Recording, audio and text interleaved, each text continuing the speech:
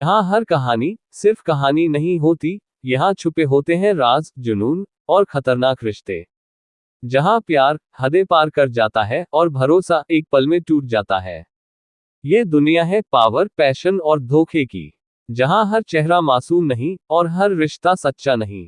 अगर आप तैयार हैं उन कहानियों के लिए जो दिल भी जलाएं और दिमाग भी हिला दें, तो स्वागत है आपका सीएम नॉवल में, जहां हर एपिसोड में मिलेगा थोड़ा इश्क, थोड़ा जुनून और बहुत सारा ट्विस्ट। दोस्तों, कहानी शुरू करने से पहले आप अपनी पसंद के अनुसार वीडियो की स्पीड एडजस्ट कर लें ताकि आप इसे और बेहतर तरीके से एंजॉय कर सकें। अध्याय 41। काशी के बाबा कालभैरव आंतर शक्ति से महागुरुओं को मारने में सबसे माहिर। चमचमाता हुआ चांद आसमान में सज चुका था और नदी की सतह दोनों किनारों पर बिछी सफेद बर्फ की रोशनी में नहाकर किसी कविता की तरह खूबसूरत लग रही थी। एक छोटी सी नाव धीरे धीरे नदी के बहाव के साथ बह रही थी, बिना किसी पतवार के, अपनी मर्जी की मालिक। लेकिन जब भी नाव का सिरा रास्ते से भटकता, अंधेरे में एक अदृश्य हाथ चुपचाप उसकी दिशा सुधार देता, नाव को चट्टान की तरह स्थिर रखता, बिना किसी कंपन के। नाव के अगले हिस्से पर एक बूढ़ा आदमी खड़ा था और एक युवती बैठी थी। बूढ़ा आदमी कभी कभी बोलता, अपनी भारी और कर्कश आवाज में आज के दौर के मार्शल आर्टिस्ट्स की ताकत और कमजोरियों पर टिप्पणी करता। कालिया, पूर्ण अंतर शक्ति, लड़ने की ताकत साधारण, लेकिन छिपकर वार करने में उसका कोई सानी नहीं। बोरिंग, करण, नया लड़का है, अंतर शक्ति की शुरुआत है, आगे चलकर नाम कमाएगा। बोरिंग, विक्रांत, ... चांदनी रात में चमकती नदी पर वह कर्कश आवाज किससे सुना रही थी, एक खूबसूरत तस्वीर बना रही थी। और हर बार जब वह किसी पर टिप्पणी करता तो एक साफ और सुरीली आवाज सहमति में जवाब देती। बूढ़ा और वह युवती दोनों कितने इत्मीनान और सुकून में थे। छोटू, रघु काका, उस बूढ़े आदमी की आवाज अचानक रुक गई। उन्होंने नीचे की ओर देखा और 3 सेकंड के बाद अपना सिर नीचे किया और कहा, बेटिया, कोई आ रहा है।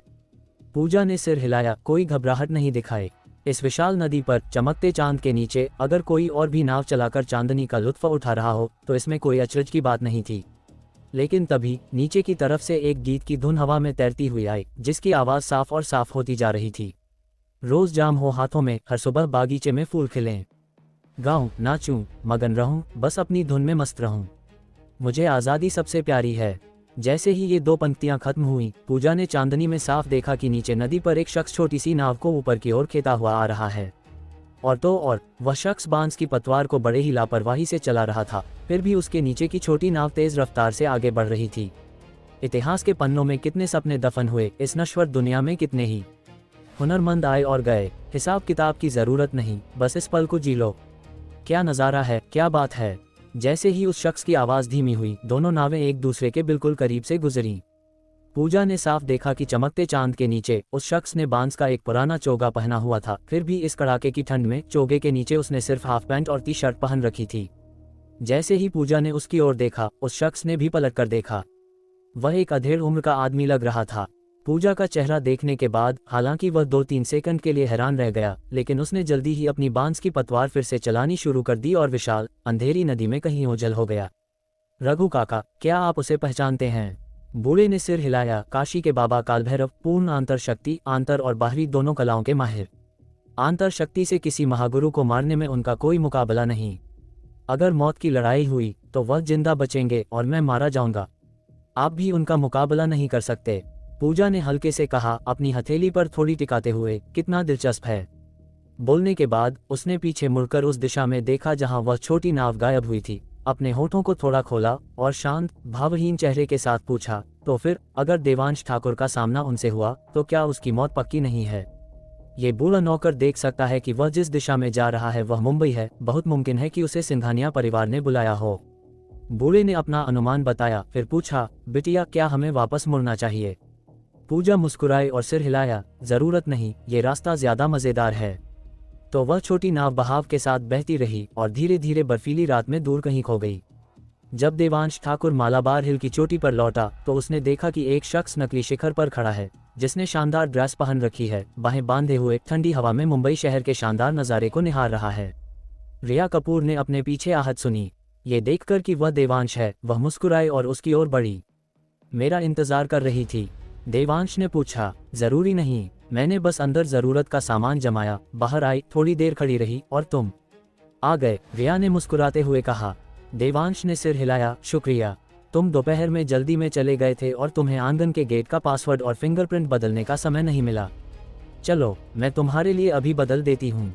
देवांश ने मना नहीं किया और रिया के साथ मिलकर उस विशाल लोहे के गेट के सारे पासवर्ड और फिंगरप्रिंट बदलकर अपने कर लिए। ठीक है, अब ये नक्षत्र विला पूरी तरह से तुम्हारा है, रिया ने कोमल मुस्कान के साथ कहा। उसने किसी और को 100 करोड़ की चीज दे दी थी, फिर भी उसे जरा भी अफसोस नहीं था। इसके बजाय उसे लग रहा था कि यह उसकी जिंदगी का सबसे सही फैसला है। हालांकि देवांश ने सिर हिलाया, अभी नहीं, ये तब मेरा होगा जब मैं तुम्हें 100 करोड़ ट्रांसफर कर दूंगा। ये सुनकर रिया ने देवांश पर आंखें घुमाईं, लेकिन उसने कोई जवाब नहीं दिया। पहाड़ से नीचे जाने के बाद घर पर नहाते समय उसने इस बारे में सोचा था। देवांश के साथ हिसाब बराबर करने के बजाय ये बेहतर था कि देवांश उस पर 100 करोड़ का एहसान माने। इस बंधन के साथ भले ही वह उसे पसंद न करता हो, कम से कम उसके साथ संपर्क में रहने का कोई तो बहाना होगा। और तो और 100 करोड़ रुपये देवांश जैसे महागुरु के लिए भी हासिल करना इतना आसान नहीं था। इस तरह बार बार मिलने जुलने से शायद वक्त के साथ देवांश के दिल में उसके लिए कुछ जज्बात पैदा हो जाएं। तुम वापस कैसे जा रही हो? देवांश ने पूछा। ये सुनकर रिया समझ गई कि देवांश उसे विदा कर रहा है, इसलिए उसने थोड़ी दूर खड़ी पनामेरा कार की ओर इशारा किया और कहा, गाड़ी से। देवांश ने सिर हिलाया और कुछ नहीं कहा और आंगन में जाने के लिए मुड़ गया। जैसे ही वह आंगन में गया, वह जाना पहचाना एहसास वापस आ गया। उसकी नाभि में मौजूद आत्मिक ऊर्जा अनजाने में ही घूमने लगी। देवांश ने अपनी नाभि में हो रही हलचल को दबाया, मुख्य दरवाजा बंद किया और विला के अंदर चला गया। विला की सारी लाइटें स्मार्ट थीं। जैसे ही दरवाजा खुला, लिविंग रूम की लाइटें एक एक करके जलने लगी और सिस्टम ने देवांश से ये भी पूछा कि क्या वह बाथटब में पानी भरने में मदद चाहता है। देवांश ने स्मार्ट वॉयस की पूछताछ को अस्वीकार कर दिया और सीधे लिविंग रूम के कालीन पर चला गया, जो बास्केटबॉल कोर्ट जितना बड़ा था।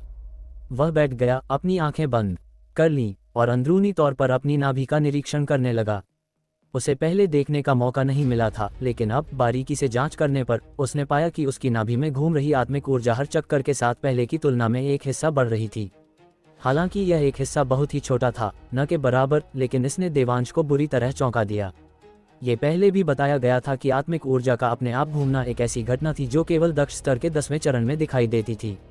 हालांकि आत्मिक ऊर्जा का अपने आप पैदा होना एक ऐसा करिश्मा था जो केवल दक्ष स्तर के 12वें चरण में होता था। दूसरे शब्दों में, इस समय देवांश की नाभि बिल्कुल वैसी ही थी जैसी दक्ष स्तर के 12वें चरण में होती है। और एक बार दक्ष स्तर के 12वें चरण पर पहुंचने के बाद जब नाभि की आत्मिक ऊर्जा पर्याप्त हो जाती है, तो कोई भी बंधनों को तोड़कर महादक्ष स्तर की ओर बढ़ सकता है। तभी कोई वास्तव में साधना की दहलीज पर कदम रख सकता है। ये कैसे हो सकता है? देवांश ने भौहें सिकोड़ी। वह बहुत उलझन में था। भले ही वह कभी अमर सम्राट रहा हो, अपनी 1 लाख साल की साधना में उसने कभी ऐसी स्थिति नहीं देखी थी और न ही उसका सामना किया था। क्या ऐसा हो सकता है कि इस नक्षत्र विला में कोई जादुई खजाना छिपा हो? ये सोचकर देवांश ने अपनी आंखें बंद कर लीं और पता लगाने के लिए अपनी दिव्य दृष्टि का उपयोग किया। अफसोस की बात यह थी कि या तो उसकी मौजूदा साधना बहुत कम थी, या यहाँ वास्तव में कोई जादुई खजाना नहीं था, क्योंकि उसे कोई असामान्यता महसूस नहीं हुई। चलो छोड़ो, जब तक ये साधना में मदद कर रहा है तब तक अभी वजह जानने की कोई जरूरत नहीं है। देवांश ने अपनी दिव्य दृष्टि वापस ले ली, दूसरी बातों के बारे में सोचना बंद कर दिया और अपने मन को शांत करने के बाद विला से बाहर निकल आया और आंगन में उन पत्थरों को खोजने लगा जिनका उपयोग वह एक व्यू बनाने के लिए कर सकता था। प्रवेश द्वार पर बहुत सारी टहनियां थीं, बस कुछ उठा लेना ही अभी के लिए काफी होगा। सामग्री जमा हो जाने के बाद देवांश छत पर कूद गया ताकि व्यू स्थापित करने के लिए सटीक जगह तय कर सके। नक्षत्र विला का क्षेत्र पिछली बार लगाए गए ऊर्जा रक्षक व्यू की तुलना में बहुत बड़ा था, इसलिए देवांश को उस विशाल व्यू को पूरा करने में थोड़ा समय लगा। जब ऊर्जा रक्षक जादुई व्यू के सभी स्थान तय हो गए तो देवांश विला के लिविंग रूम में लौट आया, फिर से पालती मारकर बैठ गया और फिर व्यू को सक्रिय करने के लिए हाथों से मुद्राएं बनाने लगा। एक ही पल में नक्षत्र विला के चारों ओर सफेद रोशनी से बना एक विशाल पैटर्न दिखाई दिया। देवांश के आदेश सक्रिय हो जाओ के साथ वह पैटर्न आसमान की ओर गोली की तरह बढ़ा, 100 फीट से भी ऊपर गया और फिर बिखर गया। पिछली बार के विपरीत इस बार पैटर्न के बिखरने के बाद इसे दोबारा इकट्ठा होने में थोड़ा समय लगा और फिर यह धीरे धीरे नीचे उतरा, अपनी असली जगह पर वापस आ गया। अगले ही सेकंड आत्मिक ऊर्जा की एक अंतहीन धारा उमड़ पड़ी, सब कुछ अपनी चपेट में ले लिया।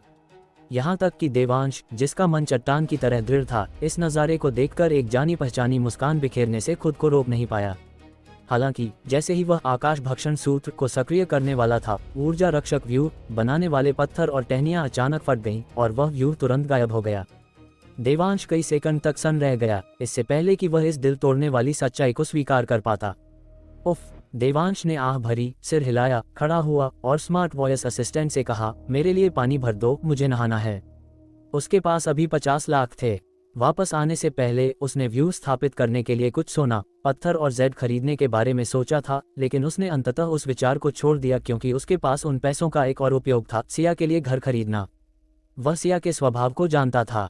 अगर वह उसे बताता कि अब उसके पास एक विला है तो वह विश्वास नहीं करेगी, वहां रहने नहीं आएगी और शायद इसका गलत मतलब भी निकालेगी, ये सोचकर कि यह गलत तरीके से कमाया गया पैसा है। इसके अलावा यहाँ रहना वास्तव में असुविधाजनक था, इसलिए देवांश ने सिया के ऑफिस के पास एक फ्लैट खरीदने की योजना बनाई। इस तरह सिया को बस पकड़ने के लिए हर सुबह इतनी जल्दी नहीं जागना पड़ेगा। मुझे जल्दी पैसा कमाना होगा। देवांश बाथटब में लेटा था, उसका दिमाग विचारों से भरा था। नदी पर एक छोटी नाव बहाव के विपरीत ऊपर की ओर बढ़ रही थी। बाबा कालभैरव अपने बांस के चोगे में जोर जोर से गा रहे थे, लेकिन अचानक रुक गए और मालाबार हिल की चोटी की ओर ऊपर देखा। बाबा कालभैरव धीरे से बड़बड़ाए, वहें सिकुड़ी और कई दसियों सेकंड तक गौर से देखते रहे। ये पुष्टि करने के बाद कि कोई असामान्यता नहीं है, उन्होंने अपना सिर हिलाया और खुद से बड़बड़ाए, क्या मुझे कोई वहम हुआ था? बोलने के बाद उनकी बाहें ढीली पड़ गईं और वह जोर से हंस पड़े। वाकई इस नश्वर दुनिया में किसके पास इतनी बड़ी हलचल पैदा करने की काबिलियत होगी। अध्याय 42। बकवास बंद करो, मुझे जल्दी है। बताओ, तुम किसे मरवाना चाहते हो? देवांश बाथटब में लेटे हुए भाप से भरे बाथरूम को देख रहा था कि अचानक उसे एक विचार आया। तो वह उठा, कपड़े पहने और सामने के आंगन में चला गया। उसने कंकड़ और टहनियों का उपयोग करके हथेली के आकार का एक छोटा ऊर्जा रक्षक व्यू स्थापित किया और फिर उसके अंदर मिनरल वाटर की एक बंद बोतल रख दी। फिर उसने व्यू को सक्रिय कर दिया। ये पुष्टि करने के बाद कि ऊर्जा रक्षक व्यू काम कर रहा था, उसने उस पर और ध्यान नहीं दिया और साधना करने के लिए अपने कमरे में लौट आया। मुंबई शहर के भीतर दो इमारतों के बारे में लोग सबसे ज्यादा बातें करते थे। एक था नक्षत्र विला, जो मालाबार हिल की चोटी पर स्थित था, और दूसरा था नदी के उस पार स्थित आलीशान मनो सिंघानिया मैंशन, जो लगभग 100 एकड़ में फैला था। इसकी भव्यता का अंदाजा सिर्फ इसके आकार से लगाया जा सकता था। सिर्फ इतना ही नहीं, बल्कि सिंघानिया मैंशन की निजता सुनिश्चित करने के लिए सिंघानिया परिवार के सदस्यों ने मैंशन के चारों ओर 1000 मीटर चौड़ा क्षेत्र भी खरीद लिया था, जिसका उपयोग आसमान को छूने वाले विशाल पेड़ लगाने के लिए किया गया था, जो एक प्राकृतिक हरी दीवार बनाते थे। इस तरह सिंघानिया परिवार के सबसे नजदीकी गगनचुंबी इमारत की छत से भी कोई यह नहीं देख सकता था कि सिंघानिया मैंशन के अंदर क्या है। ये बड़े पेड़ बेशक सिंघानिया परिवार के सदस्यों द्वारा भारी कीमत पर अलग अलग जगहों से लाकर लगाए गए थे, जिस पर बहुत बड़ा खर्च आया था। सिंघानिया मैंशन को बाहरी दुनिया से जोड़ने वाली एक सड़क थी जो किसी हाईवे से कम नहीं थी, जो इन घने पेड़ों के बीच से गुजरती थी, सीधे सिंघानिया मैंशन के प्रवेश द्वार से बाहर की ओर जाती थी, जैसे एक तेज धार वाली तलवार उस हरी दीवार को दो हिस्सों में बांटती हुई। सड़क के अंत में सिंघानिया मैंशन का मुख्य द्वार था, जो न केवल ऑटोमेटिक बैरियर से लैस था बल्कि वहां 24 घंटे सुरक्षाकर्मी भी तैनात रहते थे। बाहरी अफवाहों के अनुसार ये सुरक्षाकर्मी सभी बंदूकों से लैस थे और जो कोई भी घुसपैठ करने की कोशिश करता, चाहे वह कोई भी हो, उसे तुरंत गोली मार दी जाती। इसलिए हालांकि सिंघानिया मैंशन नॉर्थ मुंबई के बिल्कुल केंद्र में स्थित था और आराम के लिए एक ग्रीन बेल्ट से घिरा हुआ था, फिर भी कुछ ही लोग वहां टहलने जाने की हिम्मत करते थे, इस डर से कि अगर वे सावधान नहीं रहे तो अपनी जान गंवा सकते हैं। लेकिन तभी सिंघानिया मैंशन के प्रवेश द्वार पर अचानक एक अजीब आदमी दिखाई दिया, जिसने हाफ पैंट और टी शर्ट के ऊपर बांस का चोगा पहन रखा था, जो वहां के माहौल में बहुत अजीब लग रहा था। प्रवेश द्वार पर मौजूद दो सुरक्षा गार्डों ने तुरंत अपनी पिस्तौलें निकाल ली और उस शख्स पर निशाना साधते हुए जोर से चिल्लाए, कौन हो तुम? कहां से आए हो? मॉनिटरिंग सिस्टम ने कोई अलार्म क्यों नहीं बजाया? वे दोनों अब बहुत घबराए हुए थे, क्योंकि उनका मॉनिटरिंग सिस्टम बहुत संवेदनशील था और कोई भी कभी भी मॉनिटरिंग सिस्टम को अलार्म किए बिना इतनी खामोशी से मुख्य द्वार पर प्रकट नहीं हो पाया था। यहाँ तक कि मरने वाला भीमा भी ऐसा नहीं कर सकता था। हालांकि बांस का चोगा पहने उस आदमी ने उन्हें कोई जवाब नहीं दिया, बल्कि आगे बढ़ता रहा। रुक जाओ, एक कदम और बढ़ाया तो गोली मारने के लिए हमें दोष मत देना, सुरक्षा गार्ड चिल्लाया। बांस के चोगे वाले आदमी ने उसे नजरअंदाज कर दिया। धायम, गोली चलने की आवाज गूंजी और एक 2.5 सेंटीमीटर लंबी गोली तेज रफ्तार से उस शख्स के माथे के बीचों बीच की ओर बढ़ी। सुरक्षा गार्डों ने शुरू में सोचा था कि वह अजीब आदमी चकमा दे देगा, आखिर जो कोई भी यहाँ खामोशी से प्रकट हो सकता था, वह कोई साधारण व्यक्ति नहीं था और 1-2 गोलियों से बचना उसके लिए आसान होना चाहिए।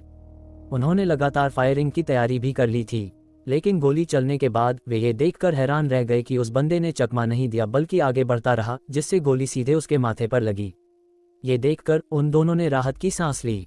चाहे विरोधी कोई भी हो या उसकी मार्शल आर्ट्स कितनी भी शक्तिशाली क्यों न हो, माथे पर इस तरह गोली लगने के बाद बचना नामुमकिन था। लेकिन जैसे ही दोनों ने गुप्त रूप से राहत की सांस ली, उनके सामने के दृश्य ने उन्हें सन्न कर दिया। वह अजीब आदमी, जिसे मरकर जमीन पर गिर जाना चाहिए था, उसने वास्तव में अपना हाथ बढ़ाया और अपने माथे पर चिपकी हुई गोली को उतार लिया। और उसका माथा गोली से छिदना तो दूर, वहां की चमड़ी भी नहीं फटी थी। ये किस तरह का राक्षस है?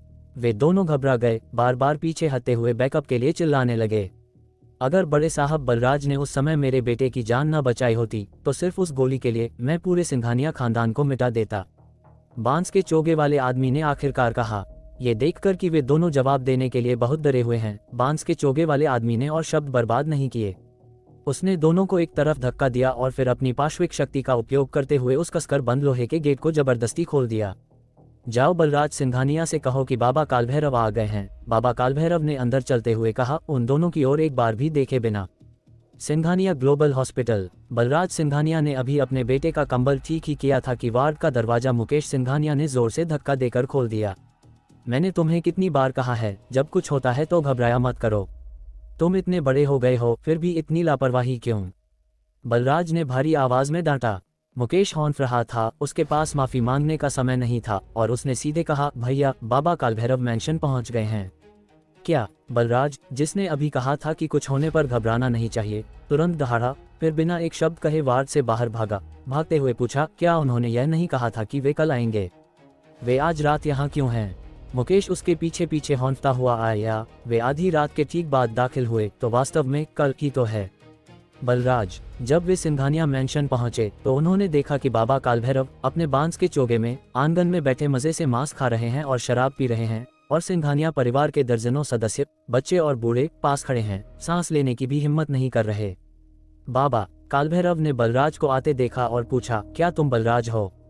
बाबा, मैं ही हूँ, बलराज ने चापलूसी भरी मुस्कान के साथ कहा। मुझे नहीं पता था कि बाबा इस समय पधारेंगे, इसलिए मैं स्वागत के लिए बाहर नहीं आ सका। कृपया मुझे माफ करें बाबा। शिष्टाचार और दिखावा बंद करो, मुझे जल्दी है। बताओ, तुम किसे मरवाना चाहते हो? बाबा कालभैरव ने ताली बजाई और सीधे मुद्दे की बात कही। नॉर्थ मुंबई, कपूर परिवार, बलराज ने उत्साह से कहा। वह इस दिन का लंबे समय से इंतजार कर रहा था, इतना लंबा कि जैसे सदियां बीत गई हों। मैं कहता हूँ बलराज, तुम खुद को समझते क्या हो? तुम्हारे बाप ने उस समय मेरे बेटे की जान बचाई थी और तुम चाहते हो कि मैं पूरे कपूर परिवार का सफाया कर दूं? क्या तुम बेवकूफ हो? बाबा कालभैरव ने तिरस्कार से कहा। उद्धरण चिन्ह ... उद्धरण चिन्ह। बलराज थोड़ा सन रह गया, यह उसकी शुरुआती उम्मीद से बिल्कुल अलग था।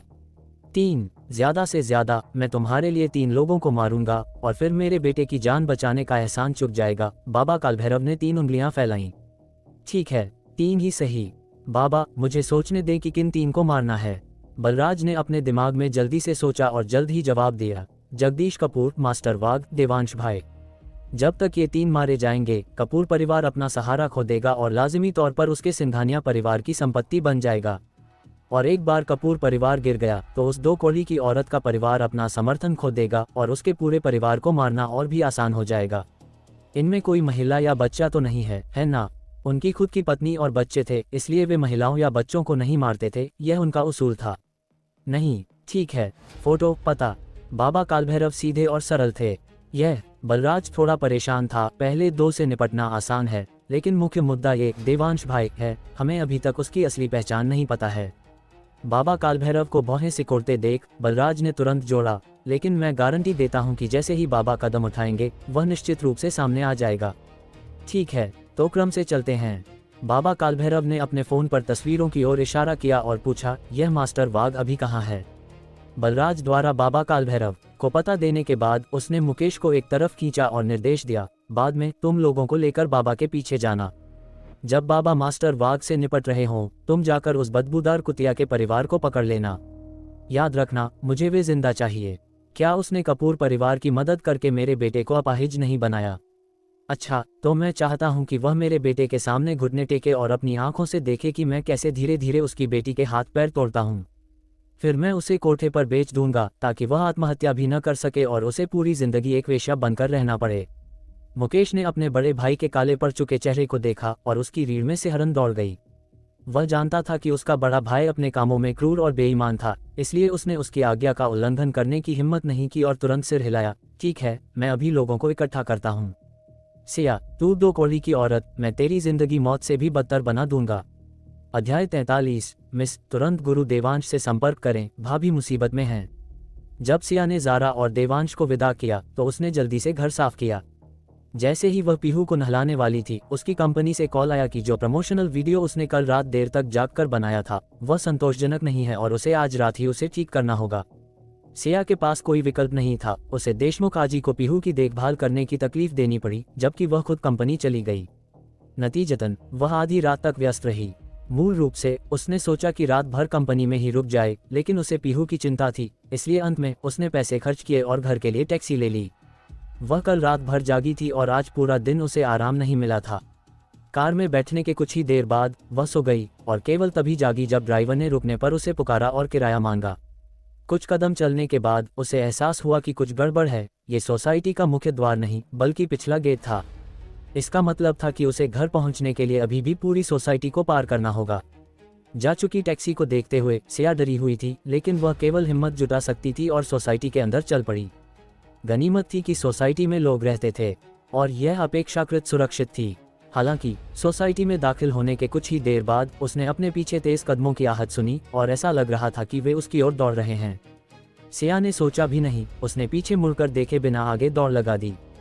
दुर्भाग्य से वह केवल कुछ ही कदम दौड़ी थी जब पीछे के कदमों ने उसे पकड़ लिया। मिस सिया, मैं हूँ।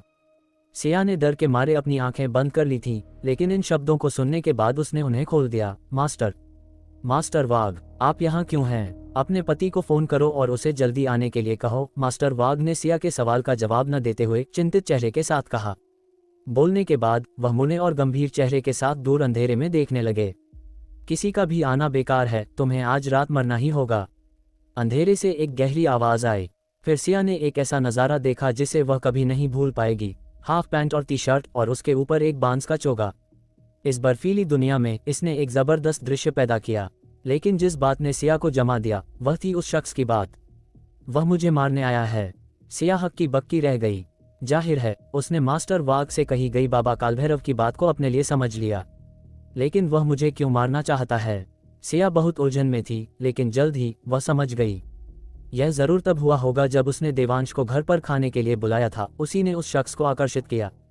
कोई आश्चर्य नहीं कि वह पीहू को मनाने के लिए इतना धैर्यवान था। कोई आश्चर्य नहीं कि खाने की मेज पर इतनी गर्माहट थी। ये सब तो बस दूसरों के लिए एक दिखावा था। झूठ, सब झूठ था। इसके साथ ही मास्टर वाघ का उसे देवांश को फोन करने के लिए कहना, इसने उसे और भी यकीन दिला दिया कि यह सब देवांश की वजह से हुआ है, क्योंकि उसे लगा कि मास्टर वाघ चाहते हैं कि जिसने मुसीबत बुलाई है वही इसे सुलझाए। उस पल सिया का दिल ऐसे दुखा जैसे हजारों खंजर चल गए हों, इतना दर्द कि वह मुश्किल से सांस ले पा रही थी। देवांश, तुम अपनी बेटी को धोखा देने की हिम्मत कैसे कर सकते हो? क्या तुम इंसान भी हो? तुम जैसा जानवर पीहू का पिता कहलाने के लायक नहीं है। मिस सिया, जल्दी जाओ, पीहू को लेकर छिप जाओ, मैं इसे रोकता हूँ, मास्टर वाघ ने जोर से कहा जब उन्होंने सिया को जमा हुआ देखा। जैसे ही सिया ने पीहू शब्द सुना, वह तुरंत होश में आई, घबराहट में सिर हिलाया। शुक्रिया मास्टर वाघ कहा और फिर घर की ओर भागी। तुम अकेले मुझे रोकना चाहते हो? जैसे ही सिया मुड़ी, उसने अपने पीछे से वह गहरी आवाज सुनी। उसे नहीं पता था कि क्या हुआ, बस एक दबी हुई धड़ाम सुनी, फिर एक आकृति को अपने पास से गुजरते हुए देखा और फिर उसने देखा कि मास्टर वाघ उसके आगे कई मीटर दूर जाकर गिरे, जिससे जमीन में एक बड़ा गड्ढा बन गया। सिया दहशत में थी। उसने कभी नहीं सोचा था कि टीवी नाटकों के दृश्य एक दिन असल जिंदगी में दिखाई देंगे। रुको मत, भागते रहो। मास्टर वाघ जमीन से उठने के लिए संघर्ष कर रहे थे। उनके मुंह के कोने से खून रिस रहा था। सिया मास्टर वाघ की चिल्लाहट से चौंक उठी और एक बार फिर जल्दबाजी में आगे भागी। इस बीच मास्टर वाघ ने अपने दाहिने पैर से जमीन को धक्का दिया, तेजी से सिया को पार किया और बाबा कालभैरव के साथ लड़ने लगे। सिया ने अपने पीछे केवल सांस रोक देने वाली आवाजों का सिलसिला सुना। उसने पीछे मुड़कर देखने की हिम्मत नहीं की और केवल अपनी जान बचाकर घर की ओर भाग सकती थी। लेकिन जैसे ही वह घर पहुंचने वाली थी, उसने आगे बर्फ में चमकती हुई तलवारें और परछाइयां देखीं, जहां 2 गुट उसकी इमारत से कुछ ही दूर भीषण लड़ाई कर रहे थे। उस अफरा तफरी मची भीड़ में कोई चिल्लाया, वह 2 कौड़ी की औरत उधर है, भाइयों हमला करो और उसे पकड़ लो। जैसे ही ये शब्द बोले गए, लोगों का एक समूह, जैसे किसी ने उनमें उत्तेजना का इंजेक्शन लगा दिया हो, पागलों की तरह अपने चाकू और डंडे घुमाने लगा, दूसरे समूह की घेराबंदी को तोड़ने की कोशिश करने लगा। ये नज़ारा देखकर सिया की आंखें आंसुओं से भर आईं। देवांश, तुमने इस बार बाहर कितनी मुसीबत खड़ी कर दी है। जैसे ही सिया को समझ नहीं आ रहा था कि क्या करे, एक आकृति उसके पास दौड़ती हुई आई। भाभी, जल्दी से भाई को फोन करो, दूसरी तरफ महागुरु हैं, हम ज्यादा देर तक नहीं टिक सकते। बब्बन भाई ज़ारा को एयरपोर्ट छोड़ने के बाद सीधे नहीं गए थे, इसके बजाय उन्होंने तब तक इंतजार किया जब तक कि वह विमान में नहीं चढ़ गई, क्योंकि यह कुछ ऐसा था जो देवांश ने निर्देश दिया था और वह लापरवाही करने की हिम्मत नहीं कर सकते थे। इसका मतलब था कि जब तक वह अपनी कार लेने के लिए एयरपोर्ट से वापस आए, तब तक आधी रात हो चुकी थी। और जैसे ही वह गाड़ी चलाने वाले थे, उन्होंने मुकेश को लोगों के एक बड़े समूह के साथ शान से सोसाइटी की ओर जाते देखा। ये देखकर कि कुछ गड़बड़ है, बब्बन भाई ने तुरंत कपूर परिवार के बॉडीगार्ड्स को, जो छाया में छिपे थे, उन्हें रोकने के लिए बुलाया। दुर्भाग्य से मुकेश एक आंतरिक शक्ति वाला मार्शल आर्टिस्ट था और बब्बन भाई उसे बिल्कुल नहीं रोक सकते थे। मास्टर न जाने कहाँ चले गए थे और एकमात्र तरीका देवांश को बुलाना था, लेकिन मुसीबत ये थी कि उनके पास देवांश का नंबर नहीं था। सिया बब्बन भाई को नहीं पहचानती थी, केवल यह मान रही थी कि वह मास्टर वाघ का आदमी है। जहां तक इस बात का सवाल था कि मास्टर वाघ और उनके लोग अभी भी उसकी रक्षा क्यों करेंगे, सिया समझ नहीं पा रही थी। हालांकि वह जानती थी कि यह मामला जरूर देवांश की वजह से हुआ होगा, वरना बब्बन भाई उसे देवांश को फोन करने के लिए नहीं कहते। सिया ने अपना फोन निकाला, देवांश का नंबर ढूंढा, लेकिन फिर अचानक हिचकिचाई। अगर मैंने उसे फोन किया तो पीहू और मैं सुरक्षित हो जाएंगे, लेकिन उसका क्या? दूसरी तरफ इतने सारे लोग हैं और मास्टर वाघ और उनके लोग जीत नहीं सकते, तो क्या वह मरने के लिए मजबूर नहीं होगा? सिया की उंगली फोन की स्क्रीन पर मडरा रही थी, दबा नहीं पा रही थी। भाभी, उसे फोन करो। बब्बन भाई ने रक्षा पंक्ति को करीब आते देखा, चिंता से लगभग पागल हो रहे थे। ये देखकर कि सिया कोई हरकत नहीं कर रही है, बब्बन ने उसका फोन छीन लिया और देवांश का नंबर मिलाया। हालांकि जैसे ही कॉल कनेक्ट हुआ, फोन पर संदेश आया, माफ कीजिए, जिस नंबर पर आप संपर्क करना चाहते हैं वह अभी स्विच ऑफ है। उस पल बब्बन भाई सन रह गए और सिया ने ताना मारा। देवांश से पूरी तरह निराश हो चुकी थी, उसे उसकी चिंता थी, लेकिन उसने पहले ही अपना फोन बंद कर लिया था और छिप गया था। बब्बन भाई ने जल्दी से कई बार कोशिश की, लेकिन कनेक्ट न होने पर उन्होंने फोन सिया को वापस कर दिया, फिर अपना फोन निकाला और रिया को फोन किया। हालांकि आधी रात हो चुकी थी, फोन थोड़ी देर बजता रहा, फिर जवाब मिला और फिर रिया की ठंडी और बेपरवाह आवाज आई, क्या बात है मिस, जल्दी से गुरु देवांश से संपर्क करने का कोई रास्ता खोजें, भाभी मुसीबत में हैं। अध्याय 44, बस थोड़ी देर और, मुझे इस जान से उसका कर्ज चुकाना है। विला का दूसरी मंजिल का बेडरूम। रिया ने अभी अभी कंपनी के मामलों को निपटाया था और सोने के लिए तैयार हो रही थी जब उसे बब्बन भाई का फोन आया। बब्बन आमतौर पर उससे सीधे संपर्क नहीं करता था, खासकर इतनी रात गए, जरूर कुछ हुआ होगा। यकीनन फोन उठाने के बाद उसने ऐसी खबर सुनी जिसने उसे चौंका दिया। वह असल में पूछना चाहती थी कि आखिर चल क्या रहा है, लेकिन सामने वाले ने फोन काट दिया। हालात की गंभीरता को समझते हुए रिया ने जल्दी से देवांश को फोन किया, लेकिन उसका फोन बंद था। उसने एक पल भी नहीं गंवाया, उठी और गैराज की ओर भागी, लगातार अपने फोन पर देवांश को कॉल करती रही। चूंकि वह इतनी जल्दी में थी, रास्ते में उसकी चप्पलें निकल गईं, लेकिन उसने उन्हें उठाने की परवाह नहीं की। नंगे पैर गैराज में भागी, फिर एक्सीलेटर दबाया और अपनी पनामेरा को मालाबार हिल की ओर दौड़ा दिया। पहाड़ी रास्ता जिसमें आमतौर पर 10 मिनट से ज्यादा लगते थे, रिया ने केवल 7-8 मिनट में पूरा कर लिया। कार से बाहर निकलने के बाद उसने सड़क पर पड़े पत्थरों की परवाह नहीं की, नंगे पैर मुख्य गेट तक भागी और अपने हाथों से उसे पीटने लगी। देवांश लिविंग रूम में आकाश भक्षण सूत्र की साधना कर रहा था और शोर सुनकर तुरंत दरवाजा खोलने के लिए रुका।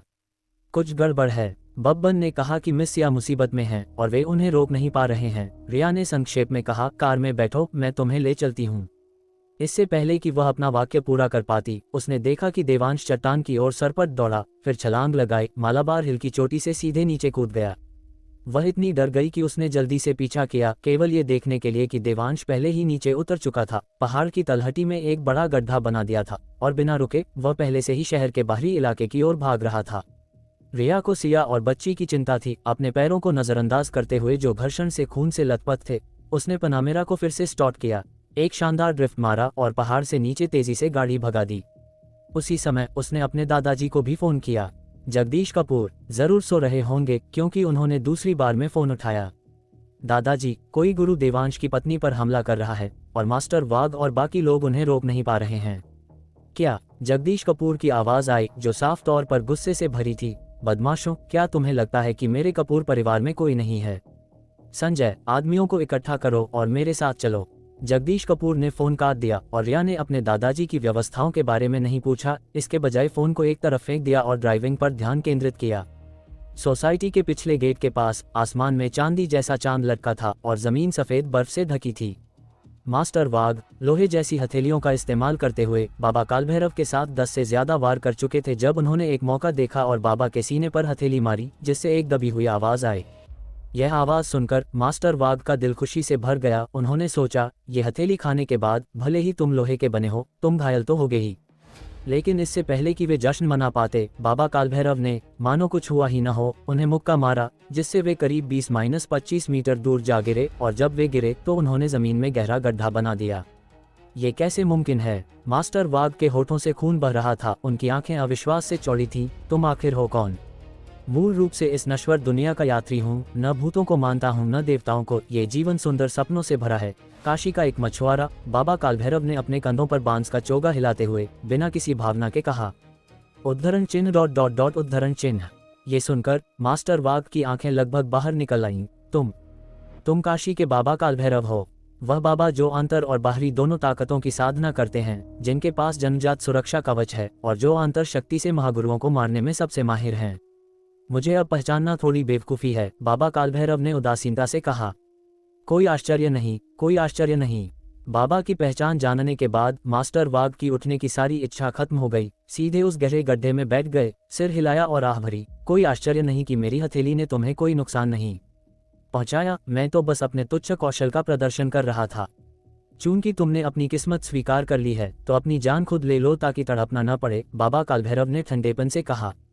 उन्होंने ऐसे कई उदाहरण देखे थे जहां लोग उनकी पहचान जानने के बाद टूट जाते थे और आत्महत्या कर लेते थे, इसलिए वे अब खुद ऐसा करने के लिए बहुत आलसी थे। हालांकि उन्होंने देखा कि बूढ़े मास्टर वाघ ने सिर हिलाया और खड़े हो गए। वे, जिनमें पहले लड़ने की इच्छा पूरी तरह खत्म हो चुकी थी, अचानक किसी अज्ञात कारण से लड़ने के जज्बे से भर गए। बाबा के हाथों मरना इस बूढ़े मार्शल आर्टिस्ट के लिए सम्मान की बात होगी, मास्टर वाघ ने कहा। फिर से अपनी हथेलियां उठाईं, रक्षात्मक मुद्रा अपनाई और जारी रखा। लेकिन मैं अभी मर नहीं सकता, मुझे मिस्सिया को भागने का समय देना है। इसलिए भले ही मैं आपको केवल 1 मिनट के लिए रोक सकूं, भले ही मेरी सारी हड्डियां आपके द्वारा तोड़ दी जाएं, मैं पीछे नहीं हटूंगा। उद्धरण चिन्ह ... उद्धरण चिन्ह।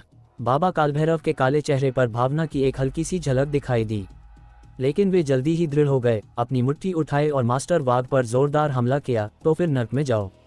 मास्टर वाघ ने बाबा को हमला करते देखा, लेकिन पहले की तरह आमने सामने भिड़ने के बजाय और विरोधी को गंभीर रूप से घायल करने का विचार छोड़कर उन्होंने अपनी हथेलियों को अपने शरीर की रक्षा के लिए कसकर रखा, पूरी तरह से रक्षात्मक रुख अपनाया, जिसका लक्ष्य जितना हो सके उतना समय खींचना था।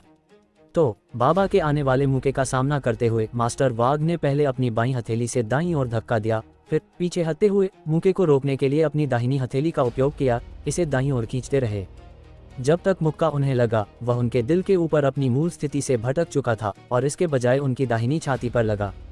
मास्टर वाघ को एक बार फिर पीछे की ओर उड़ा दिया गया और इस बार सिर्फ मुंह के कोने से खून बहने के बजाय उन्होंने सीधे ताज़ा खून थूका।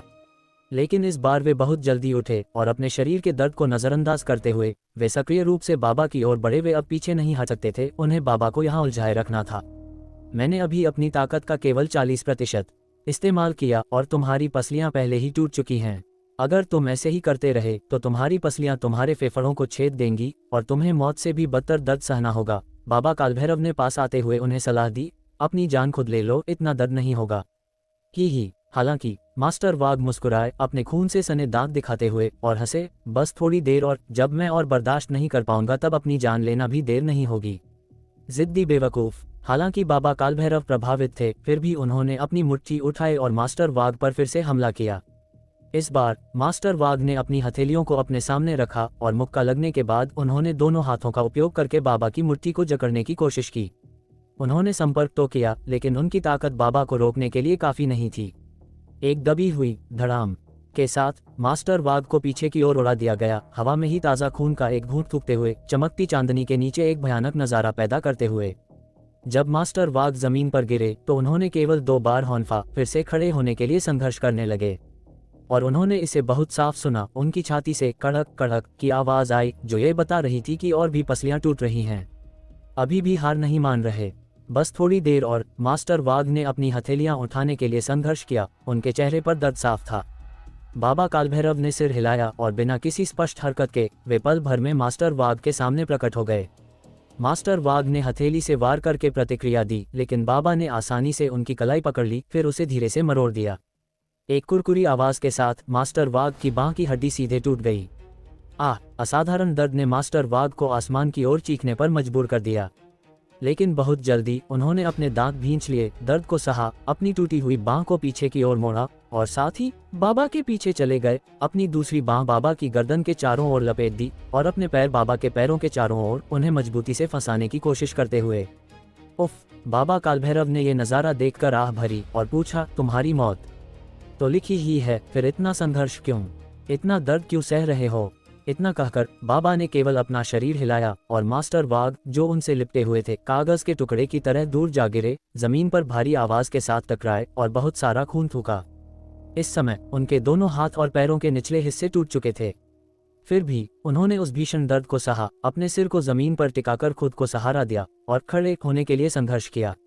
बात बस इतनी थी कि उनके पैरों के निचले हिस्से टूट चुके थे, इसलिए खड़े होने पर भी वे केवल अपने घुटनों पर थे। ऐसा लग रहा था जैसे वे घुटने टेक रहे हों। लेकिन मास्टर वाघ घुटने टेकते हुए भी खड़े रहने वाले कई लोगों से ज्यादा रीढ़ की हड्डी रखते थे। बाबा कालभैरव इस नज़ारे को देखकर बहुत हैरान थे और पूछा, तुम्हारी यह हालत है और तुम अभी भी अपनी जान नहीं लोगे? मास्टर वाघ ने अपनी टूटी हुई बाहों को उठाने के लिए अपनी पूरी ताकत लगा दी। गरजती हुई ठंडी हवा उन्हें इधर उधर झुला रही थी, लेकिन मास्टर वाघ का चेहरा अविश्वसनीय रूप से दृढ़ था। बस थोड़ी देर और। बड़े साहब ने मुझ पर दया की थी, उन्होंने इस बूढ़े के जख्म भरे और इस बूढ़े की जान बचाई। मुझे इस जान से उनका कर्ज चुकाना है। अध्याय 45। जाना है। तुम्हें लगता है तुम जा सकते हो?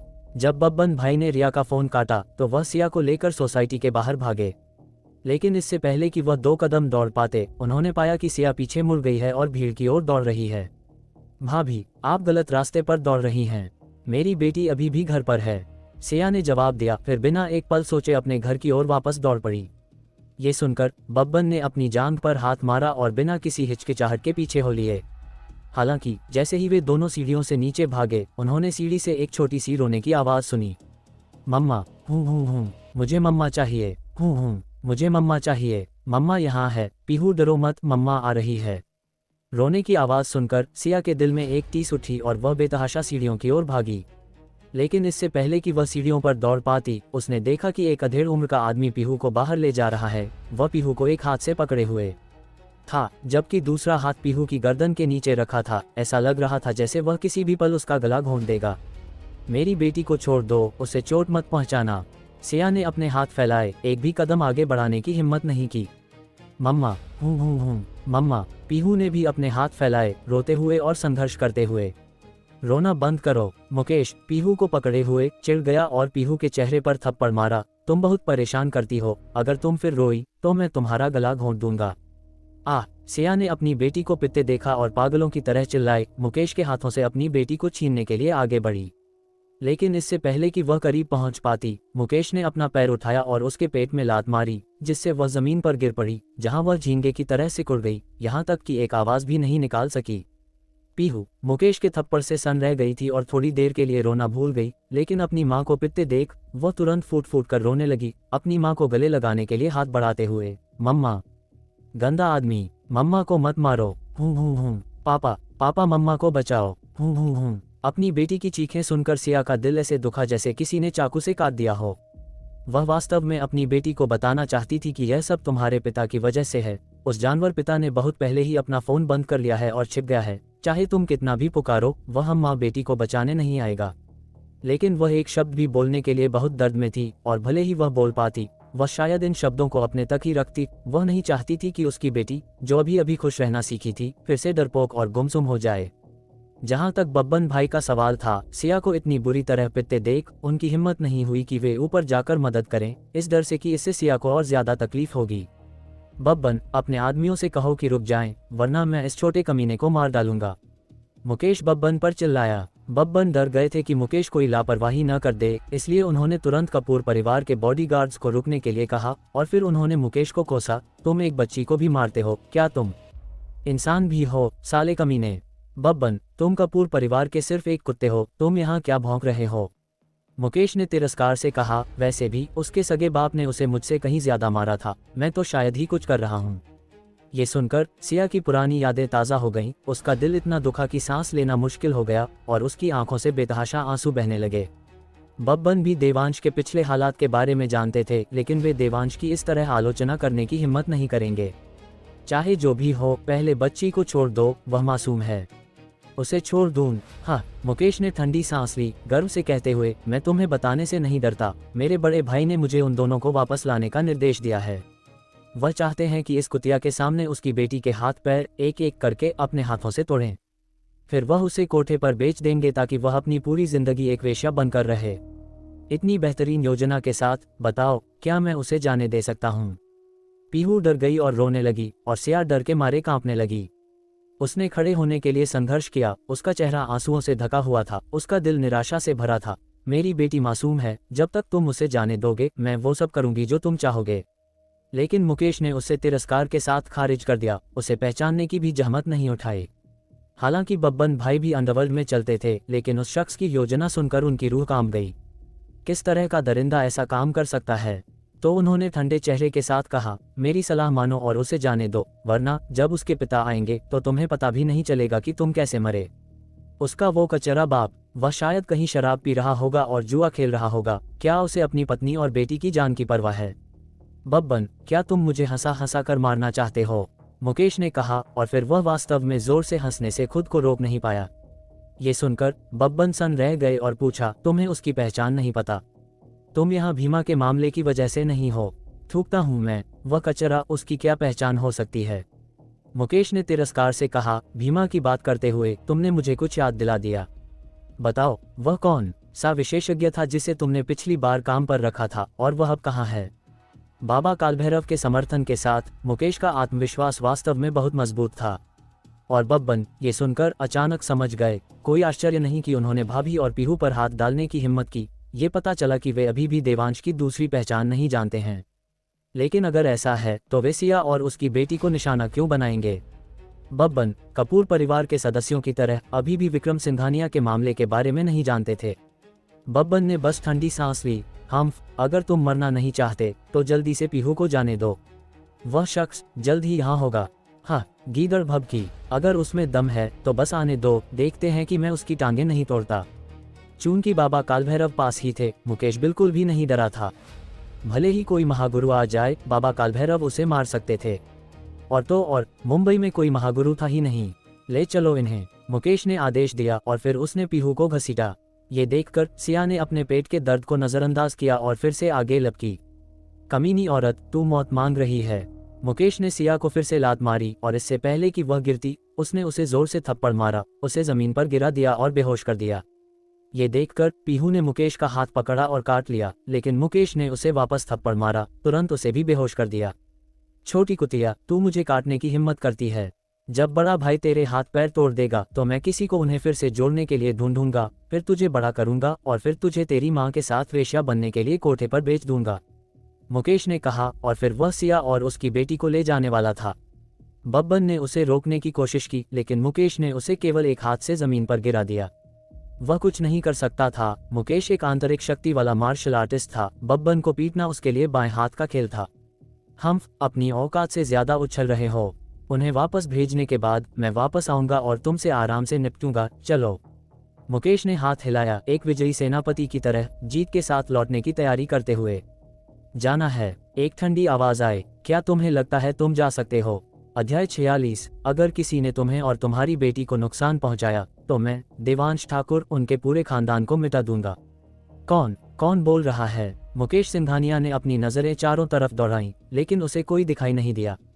बब्बन भाई को भी कोई नजर नहीं आया, लेकिन आवाज सुनते ही उनके मुंह से अचानक निकल पड़ा, देवांश भाई।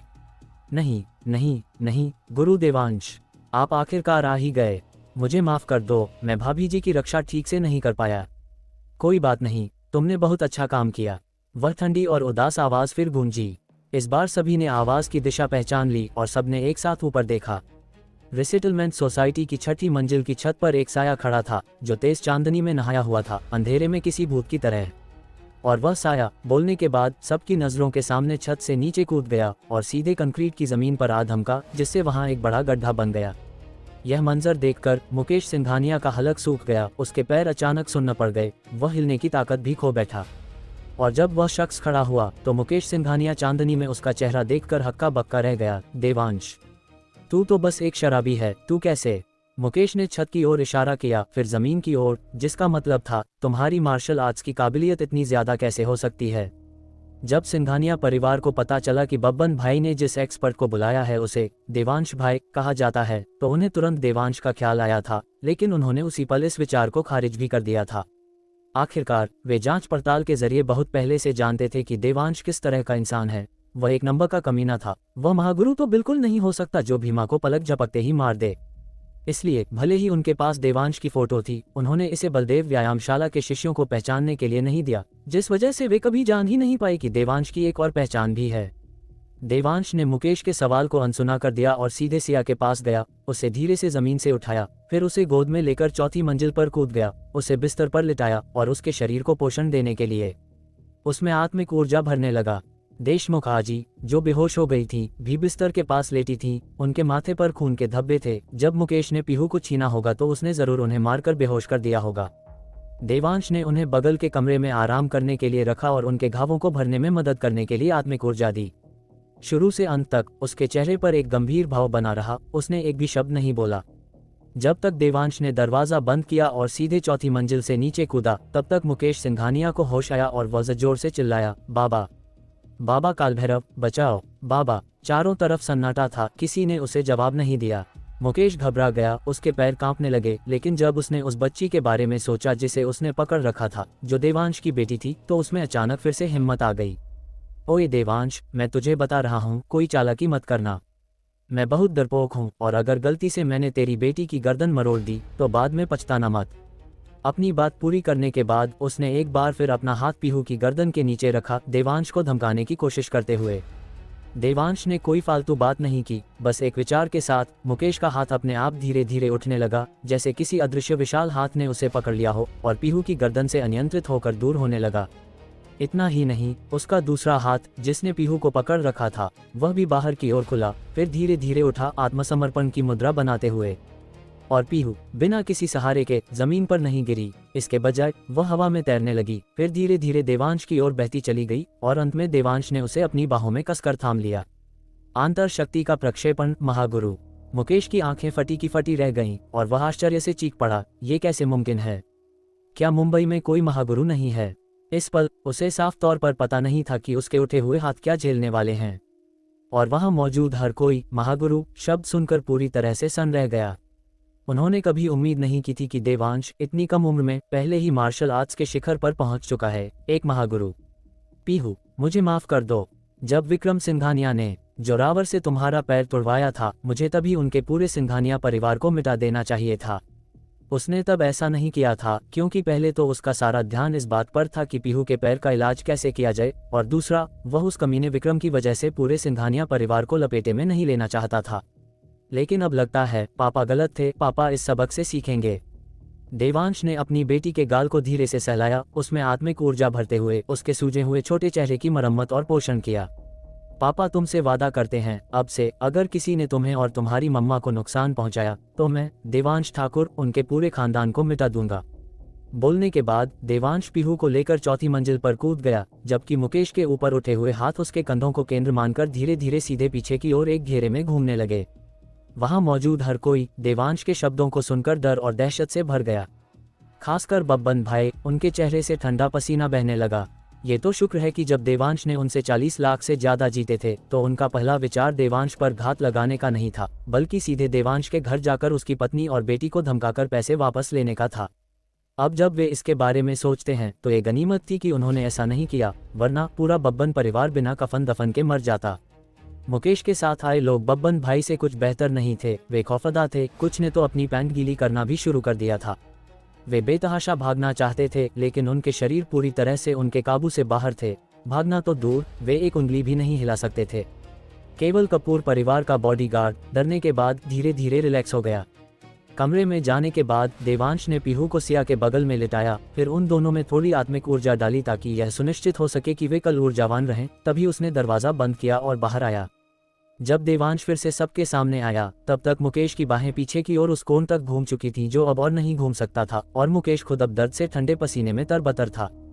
किसी व्यक्ति की बाहें शरीर के घूमे बिना कंधों के चारों ओर एक घेरे में नहीं घूम सकती, जब तक कि वे अपने कंधे के जोड़ों को तोड़ना न चाहें। हालांकि मुकेश की बाहें एक घेरे में घूमती रहीं। उसके कंधे के जोड़ों की मांसपेशियां अपनी सीमा तक खिंच गईं, और मुकेश एक एक करके मांसपेशियों के टूटने की आवाज़ भी साफ सुन सकता था। असहनीय दर्द ने मुकेश को चीखने और भीख मांगने पर मजबूर कर दिया। देवांश, गुरु देवांश, मैं गलत था, प्लीज़ मुझे बख्श दो, मैं तुम्हारा गुलाम बन जाऊंगा, प्लीज़ मुझे जाने दो, मैं भीख मांगता हूँ। उसकी विनती सच्ची और दर्दनाक थी, लेकिन उन्होंने उसकी बाहों को पीछे की ओर घूमते रहने से नहीं रोका। इस प्रकार उसके कंधों की मांसपेशियां एक एक करके फटने लगीं, एक ऐसा एहसास जो जिस्म के टुकड़े करने से भी ज्यादा दर्दनाक था। टुकड़े करना तो एक पल का काम था, लेकिन उसे हर मांसपेशी के फटने का दर्द धीरे धीरे महसूस करना पड़ रहा था। गुरु देवांश, मैं वास्तव में गलत था, रहम करो, रहम करो। मांसपेशियों के फटने के दर्द ने मुकेश का गला बैठा दिया और उसकी चेतना धुंधली हो गई, लेकिन चाहे उसे कितना भी दर्द हो रहा हो, उसका होश बना रहा, वह बेहोश नहीं हो सकता था। बस ऐसे ही उसकी सारी मांसपेशियां फट गईं और फिर उसकी हड्डियां उसके कंधे के जोड़ों से रगड़ने लगीं। आम लोगों के लिए हड्डी का टूटना एक पल का काम होता है, लेकिन मुकेश अपने शरीर के अंदर दो हड्डियों के रगड़ने और टकराने के असहनीय दर्द को साफ महसूस कर सकता था। हड्डी से हड्डी टकराने की आवाज़ ऐसी थी जैसे कोई ब्लैकबोर्ड पर नाखून रगड़ रहा हो, खुरदरी, अप्रिय, परेशान करने वाली। और इस आवाज़ के कारण उसने पहले ही अपने दांत पीसकर चकनाचूर कर लिए थे, खून बह रहा था। वह वास्तव में आत्महत्या करने के लिए अपनी जीभ काटना चाहता था, लेकिन किसी कारण से उसकी जीभ भी उसके नियंत्रण से बाहर थी और वह उसे अपने दांतों के नीचे नहीं ला पा रहा था। एक लंबी कड़ाक आवाज के बाद मुकेश के कंधे के जोड़ आखिरकार पूरी तरह से चकनाचूर हो गए और उसकी दोनों बाहें आखिरकार उसके किनारों पर लटक गईं, ठंडी हवा में झूलते हुए, बेहद भयानक। वहां मौजूद हर कोई, चाहे वह सिंघानिया परिवार का हो या कपूर परिवार का, देवांश के तरीके देखकर सबने अनजाने में अपना थूक गटका।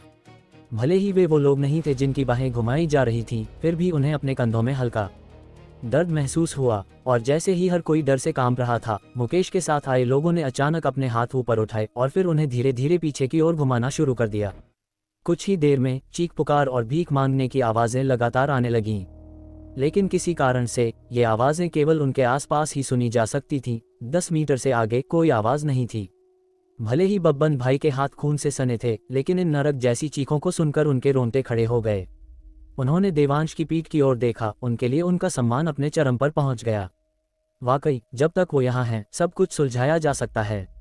1 मिनट, अरे नहीं, गुरु देवांश, जल्दी मास्टर वाघ को बचाए। अध्याय 47। गुरु देवांश, आपको जल्दी निकलना चाहिए, हम वास्तव में इसे संभाल नहीं सकते।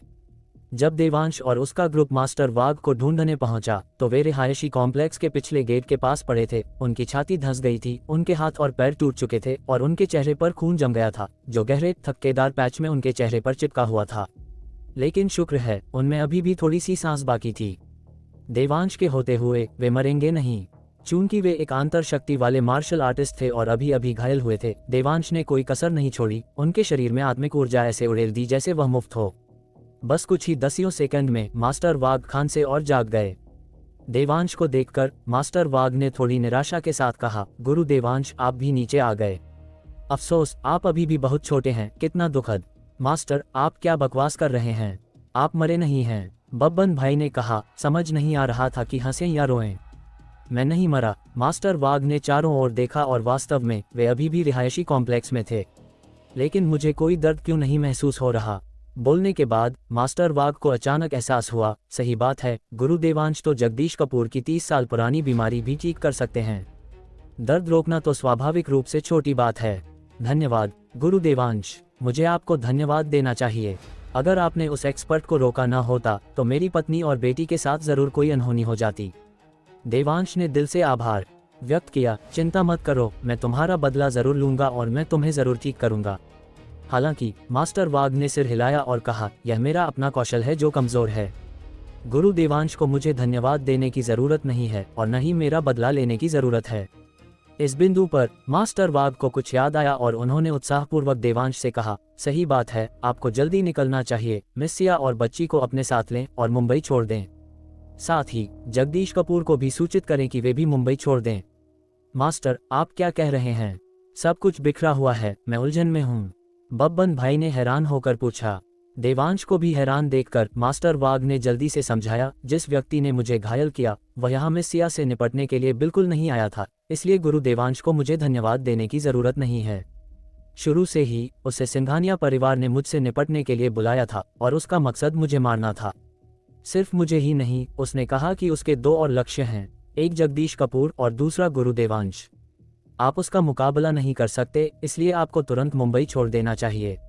बब्बन भाई ने ये सुना और कुछ अविश्वास के साथ पूछा, मास्टर, क्या आप इसलिए डर गए हैं क्योंकि आप पिट गए थे? गुरु देवांश एक महागुरु हैं। क्या सिंघानिया परिवार ने जिसे बुलाया है वह एक महागुरु को हरा सकता है? वह आदमी बाबा कालभैरव है। क्या तुम्हें लगता है कि उसे हराया जा सकता है? मास्टर वाघ ने बब्बन भाई को गुस्से से देखा और जब उन्होंने बाबा कालभैरव का नाम लिया तो उनकी आंखों में भी डर की झलक थी। बाबा कालभैरव! बब्बन भाई चीख पड़े, उनके चेहरे पर तुरंत खौफ छा गया। सिंघानिया परिवार उन्हें कैसे बुला सकता है? बोलने के बाद, इससे पहले कि वह समझ पाते कि क्या हो रहा है, उन्होंने उठने के लिए देवांश को खींचा। देवांश भाई! धत! गुरु देवांश, जल्दी कीजिए और निकलिए, हम वास्तव में इस आदमी से नहीं जीत सकते। देवांश स्थिर रहा, मास्टर वाघ की जान बचाने के लिए उनमें आत्मिक ऊर्जा डालता रहा और पूछा, कौन है यह आदमी? एक नाम तुम दोनों को इतना डरा रहा है। गुरु देवांश, वो बाबा कालभैरव हैं। आप उन्हें नहीं जानते। बब्बन भाई ने बोलना खत्म किया और देवांश को सिर हिलाते देख उन्होंने जल्दी से परिचय दिया, इस जीवन में कई खूबसूरत सपने हैं। दक्षिण भारत से आया, भूसे के चोगे वाला एक बूढ़ा। पूर्ण आंतर शक्ति, आंतरिक और बाहरी दोनों तरह की साधना। आंतर शक्ति का उपयोग करके महागुरुओं को मारने में सबसे माहिर। ये सब उसी के बारे में है। आंतर शक्ति का उपयोग करके महागुरुओं को मारने में सबसे माहिर। ये दिलचस्प है। देवांश ने मन ही मन बुदबुदाया, फिर मास्टर वाघ की ओर देखा और मुस्कुराया, चूंकि वह इतना ताकतवर है तो तुम अभी भी जिंदा क्यों हो? देवांश का मतलब था, जब वह विशेष रूप से तुम्हें मारने आया था लेकिन तुम्हें मारा भी नहीं, तो लगता है कि यह बाबा कालभैरव सिर्फ नाम का ही मशहूर है। लेकिन मास्टर वाघ ने सिर हिलाया और कहा, मैंने अपनी पूरी ताकत लगा दी और उसे अपनी शक्ति का केवल 40% उपयोग करने के लिए मजबूर कर पाया। उसने मुझे नहीं मारा। उसके अनुसार इसका कारण यह है कि उसने मुझे मिस सिया की रक्षा के लिए आत्मसमर्पण करने के बजाय मरने के लिए तैयार देखा और उसे लगा कि मैं वफादारी और नेकी को महत्व देता हूँ, इसलिए उसने मुझे एक सांस की जिंदगी छोड़ दी, जीवन या मृत्यु को भाग्य पर छोड़ दिया। देवांश ने सिर हिलाया, ये सोचते हुए कि यह व्यक्ति वास्तव में कुछ दिलचस्प था। बब्बन भाई ने हालांकि पूछा, फिर वह सिंघानिया परिवार को क्या सफाई देगा? मास्टर वाघ ने कहा, उसके स्तर पर क्या उसे सिंघानिया परिवार को सफाई देने की जरूरत है? मेरा अनुमान है कि सिंघानिया परिवार के लिए लोगों को मारने की उसकी इच्छा ज्यादातर उस एहसान के कारण है जो उसे सिंघानिया परिवार से तब मिला था। इसलिए गुरु देवांश, जल्दी कीजिए और निकलिए। इससे पहले कि वह अपनी बात पूरी कर पाते, लोगों का एक समूह दूर से दौड़ता हुआ आया, एक विशाल भीड़, बेहद शानदार गति के साथ, जिसने जमीन को भी हिला दिया। सबने मुड़कर देखा और पाया कि जगदीश कपूर अपने बेटे संजय कपूर, पोती रिया कपूर और कपूर परिवार के कई सदस्यों के साथ मारने के इरादे से आ रहे थे। और रिया कपूर नंगे पैर थी, उनके पैरों के तलवों से ताज़ा खून रिस रहा था। ये देखकर देवांश ने बस अपना हाथ हिलाया और आत्मिक ऊर्जा की 2 धाराओं ने रिया के पैरों को सुरक्षित कर लिया। उसे तुरंत एक अवर्णनीय गर्मी और आराम महसूस हुआ। वह जानती थी कि ये देवांश का काम है और उसने कृतज्ञतापूर्वक सिर हिलाया, यह जताते हुए कि उसे उसकी परवाह मिल गई है। गुरु देवांश, क्या आप और आपका परिवार ठीक है? जगदीश कपूर ने झुकते हुए पूछा। देवांश को सिर हिलाते देख जगदीश कपूर ने फिर मास्टर वाघ से कहा, मास्टर वाघ, मेरे कपूर परिवार पर आपका एक और एहसान है। मास्टर वाघ ने सिर हिलाया और कड़वाहट से मुस्कुराए, जगदीश जी, गलत मत समझिए, मैं मिस सिया की रक्षा करते हुए घायल नहीं हुआ, ये बस मेरा अपना कौशल है जो कमजोर है। चूंकि आप सब बाहर हैं, वापस मत जाए, आज रात ही मुंबई छोड़ दीजिए। जगदीश कपूर और अन्य लोगों ने तुरंत हैरान चेहरे दिखाए तो बब्बन भाई ने समझाया कि अभी क्या हुआ था।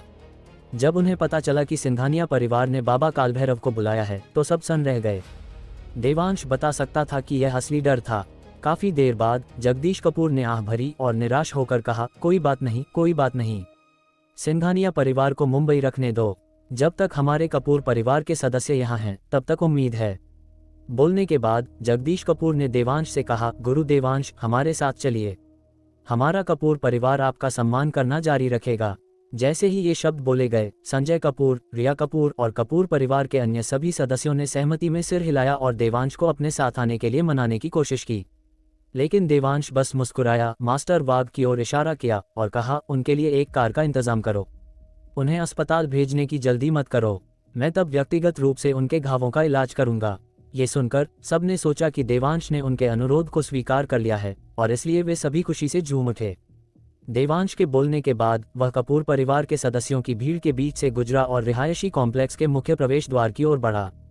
ये देखकर जगदीश कपूर ने सोचा कि देवांश अपनी पत्नी और बेटी को लेने जा रहा है, इसलिए उसने जल्दी से आदेश दिया, तुम सब खड़े क्या देख रहे हो, जल्दी करो और गुरु देवांश को शिफ्ट करने में मदद करो। उनके कपूर परिवार का सामान पीछे छोड़ा जा सकता था, लेकिन गुरु देवांश का सामान एक भी चीज गायब नहीं होनी चाहिए। इसलिए लोगों का एक बड़ा समूह एक भव्य जुलूस में देवांश के पीछे रिहायशी कॉम्प्लेक्स के मुख्य प्रवेश द्वार की ओर चल पड़ा। हालांकि जब वे नीचे पहुंचे तो देवांश ऊपर नहीं गया, बल्कि लगभग गिर चुके मुकेश सिंघानिया के पास गया और पूछा, बाबा कालभैरव अभी कहाँ है। देवांश ने मुकेश की जीभ पर लगी पाबंदी हटा दी और वह तुरंत जोर से हंसा, हा हा हा, अब तुझे डर लग रहा है ना? मैं तुझे बता दूं, बहुत देर हो चुकी है, तूने मेरे साथ ऐसा करने की हिम्मत की। जब महान बाबा कालभैरव तुझे और बुढ़े जगदीश को मार देंगे तो तेरी बीवी और बच्चों को मेरे बड़े भाई द्वारा तब तक तड़पाया जाएगा जब तक वे मरने की दुआ नहीं मांगते। और कपूर परिवार एक भी कम नहीं, वे सब मरेंगे। देवांश की भौहें तन गईं और मुकेश के घुटने तुरंत चकनाचूर हो गए, जिससे वह जमीन पर गिर पड़ा, दिल दहला देने वाली चीखें निकालते हुए। मैं एक बार और पूछूंगा, बाबा कालभैरव कहाँ है? देवांश ने अत्यधिक शांति के साथ पूछा, तुम न बोलने का विकल्प चुन सकते हो, लेकिन तुम्हारे शरीर में अभी भी 202 हड्डियां हैं और मैं धीरे धीरे पूछ सकता हूँ। अध्याय 48। इंसान को अपनी जुबान का पक्का होना चाहिए।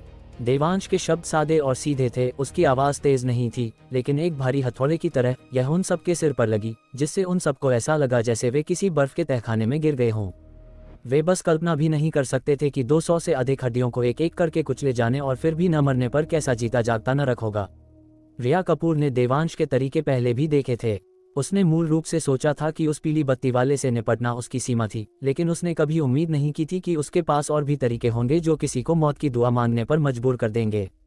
इस पल चमकदार चांद पश्चिम में डूब रहा था और उसकी शुद्ध रोशनी देवांश पर एक तरफ से पड़ रही थी। रिया कपूर ने चुपचाप देखा, केवल उसका सुंदर चेहरा दिखाई दिया, आधा उजाले में और आधा अंधेरे में। उजाले वाला पक्ष एक देवता था, अंधेरे वाला पक्ष नरक का एक जीता जागता राजा। उजाले वाला पक्ष दोस्तों और परिवार को रोशन करता था, अंधेरे वाला पक्ष विरोधियों को अपनी चपेट में ले लेता था। शिकायतों में स्पष्ट और एहसानों में स्पष्ट, निर्णायक और कुशल। मुकेश सिंघानिया, जो अभी तक अपने चकनाचूर घुटनों के दर्द से नहीं उबरा था, ने देवांश के धीमे शब्दों को सुना और इतना डर गया कि वह तुरंत चिल्लाना भूल गया। उसके चेहरे पर अत्यधिक आतंक का भाव आ गया।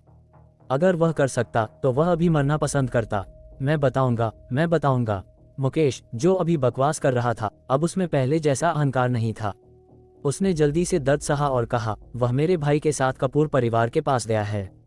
ये सुनकर कपूर परिवार के सदस्यों के चेहरों पर पहले एक पल का डर दिखाई दिया और फिर राहत, जैसे कि वे किसी आपदा से बच गए हों। अगर वे उस बुढ़े के पीछे यहाँ न आए होते तो क्या वे बाबा कालभैरव द्वारा घर पर फंस नहीं गए होते?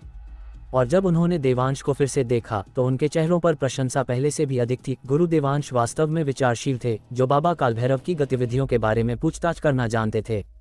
उनमें से कई अभी जाने से पहले कुछ चीजें लेने के लिए कपूर परिवार के पास लौटने के बारे में सोच रहे थे। अब इसके बारे में सोचकर उन्हें खुशी हुई कि वे नहीं गए। लगता है हम कपूर परिवार के पास वापस नहीं जा सकते। खैर, चूंकि सब यहाँ हैं, तो चलिए सीधे मुंबई से निकल चलते हैं, जगदीश कपूर ने आह भरी अंतिम फैसला लेते हुए। मुकेश ने ये सुना और डर गया कि वे बस ऐसे ही चले जाएंगे। क्या जो कष्ट वह अब सह रहा था वह सब बेकार हो जाएगा? इसलिए उसने जल्दी से जोर से हंसा, हा हा हा, क्या तुमने धमकियां नहीं दी थी? हमारे सिंघानिया परिवार को 3 दिनों के भीतर मुंबई छोड़ने के लिए कहा था, वरना अंजाम भुगतने को तैयार रहने को कहा था। क्या हुआ? 3 दिन की समय सीमा अभी आई है, हम अभी गए नहीं हैं और तुम खुद पहले ही भाग रहे हो। हा हा हा। मुकेश के शब्दों को सुनकर, जो जानबूझकर उन्हें उकसाने के लिए थे, कपूर परिवार के सभी सदस्यों ने देवांश की ओर देखा।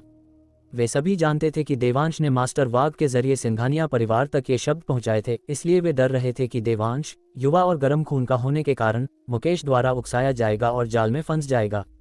तुम सब अभी भी खड़े क्या देख रहे हो? ऊपर जाओ और गुरु देवांश के परिवार को नीचे लाओ। जगदीश कपूर देवांश की जल्दबाजी को लेकर चिंतित थे। उन्होंने सीधा आदेश दिया।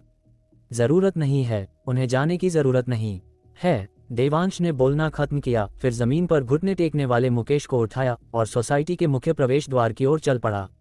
वह दिशा शहर की ओर थी। गुरु देवांश। जगदीश कपूर जल्दी से पीछे आए, समझाते हुए, गुरु देवांश, जब तक जंगल है, लकड़ी की कमी नहीं होगी। आपकी काबिलियत के साथ अगले 2 सालों में बाबा कालभैरव निश्चित रूप से आपके विरोधी नहीं रहेंगे। इस पल के लिए लड़ने की कोई जरूरत नहीं है। हा, कायरता तो कायरता है, अपने लिए बहाने मत बनाओ। बुड्ढे जगदीश, तुम लोगों को बेवकूफ बनाने में वास्तव में अच्छे हो। मुकेश ने आग में घी डालना जारी रखा। वह अब चाहता था कि देवांश तुरंत बाबा कालभैरव के सामने आ जाए और फिर देवांश को बाबा कालभैरव द्वारा अपाहिज होते देखे। सिर्फ ये सोच ही उसे अपार उम्मीद से भर रही थी। गुरु देवांश, ये कायरता नहीं है, यह अस्थायी रूप से मुसीबत से बचना है। आपका भविष्य बहुत उज्जवल है, ऐसे व्यक्ति के हाथों इसे बर्बाद करने की कोई जरूरत नहीं है। जगदीश कपूर लगभग पागल हो रहे थे, उनका बस चलता तो वे मुकेश का गला घोंट देते। हाँ, गुरु देवांश, क्या वनवास के दौरान पांडवों ने कठिनाइयां नहीं सही थीं और अपने समय का इंतजार नहीं किया था? ये शर्मनाक नहीं है। संजय कपूर ने भी उन्हें मनाने के लिए उनका साथ दिया। रिया कपूर नंगे पैर और दर्द सहते हुए पीछे पीछे चली और सलाह भी दी, अपनी पत्नी और बच्चे के बारे में सोचें। यदि आप बाबा कालभैरव द्वारा मारे जाते हैं तो उनका क्या होगा, माँ और बेटी का? और क्या हो सकता है, मेरे बड़े भाई द्वारा उनके साथ खेला जाएगा जब तक कि वे मौत की दुआ न मांगे। हा। मुकेश जोर से हंसा। ये देखकर जगदीश कपूर ने गुरु देवांश की उपस्थिति की परवाह किए बिना अपना हाथ उठाया और उसके चेहरे पर तमाचा मारा। फिर से बोलने की हिम्मत की तो ये बुढ़ा तेरी गर्दन मरोड़ देगा। आओ बुढ़े बदमाश, मैं तो अपाहिज हूँ, क्या मुझे मरने की कोई परवाह है? मुकेश की आंखें फैल गईं, उसका मुंह खून से भरा था। अगर तुम में हिम्मत है तो मुझे मार डालो, वरना मैं ये सुनिश्चित करूंगा कि बाबा कालभैरव तुम सबको मार डालें।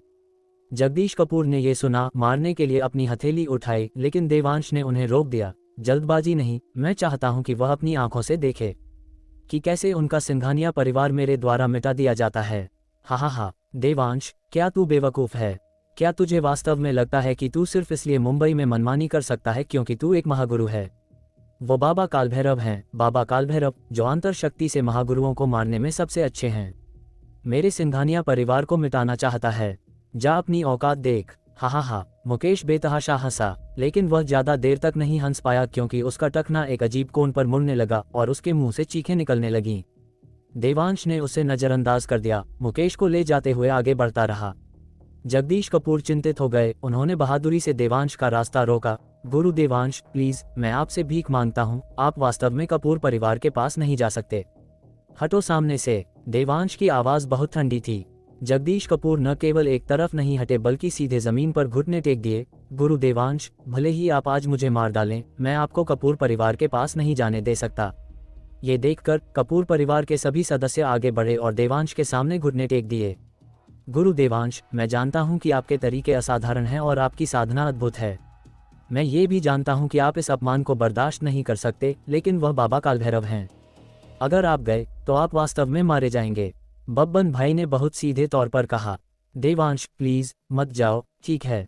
रिया कपूर ने देवांश की ओर देखा और हालांकि वह एक बड़ी बहन जैसी थी, लेकिन उसकी आंखें अब साफ और चमक रही थी, उसका भाव विनती भरा था। ये सुनकर देवांश ने सिर हिलाया और धीमे स्वर में कहा, इंसान को अपनी जुबान का पक्का होना चाहिए। मैंने कहा था कि मैं सिंघानिया परिवार को मुंबई से गायब कर दूंगा। मैंने ये भी कहा था कि मैं मास्टर वाघ का बदला लूंगा। सबसे महत्वपूर्ण बात, मैंने अभी अपनी बेटी से एक वादा किया है। इसलिए चाहे वह बाबा कालभैरव हो या कोई और भैरव, मैं आज रात पूरे सिंघानिया परिवार को मिटा दूंगा। जैसे ही उसके शब्द गिरे, देवांश मुकेश को ले जाते हुए घुटने टेके हुए कपूर परिवार के सदस्यों के बीच से इत्मीनान से चला गया। उसी समय सिंघानिया परिवार के गुंडे जो अपनी जगह पर फंसे हुए थे, जिनकी बाहें पहले ही मरोड़ दी गई थी, अचानक उनकी कनपटी फट गई और वे मर गए। जब विनाश की घोषणा की गई थी तो स्वाभाविक रूप से एक भी नहीं बचेगा। आखिरकार इंसान को अपनी जुबान का पक्का होना चाहिए।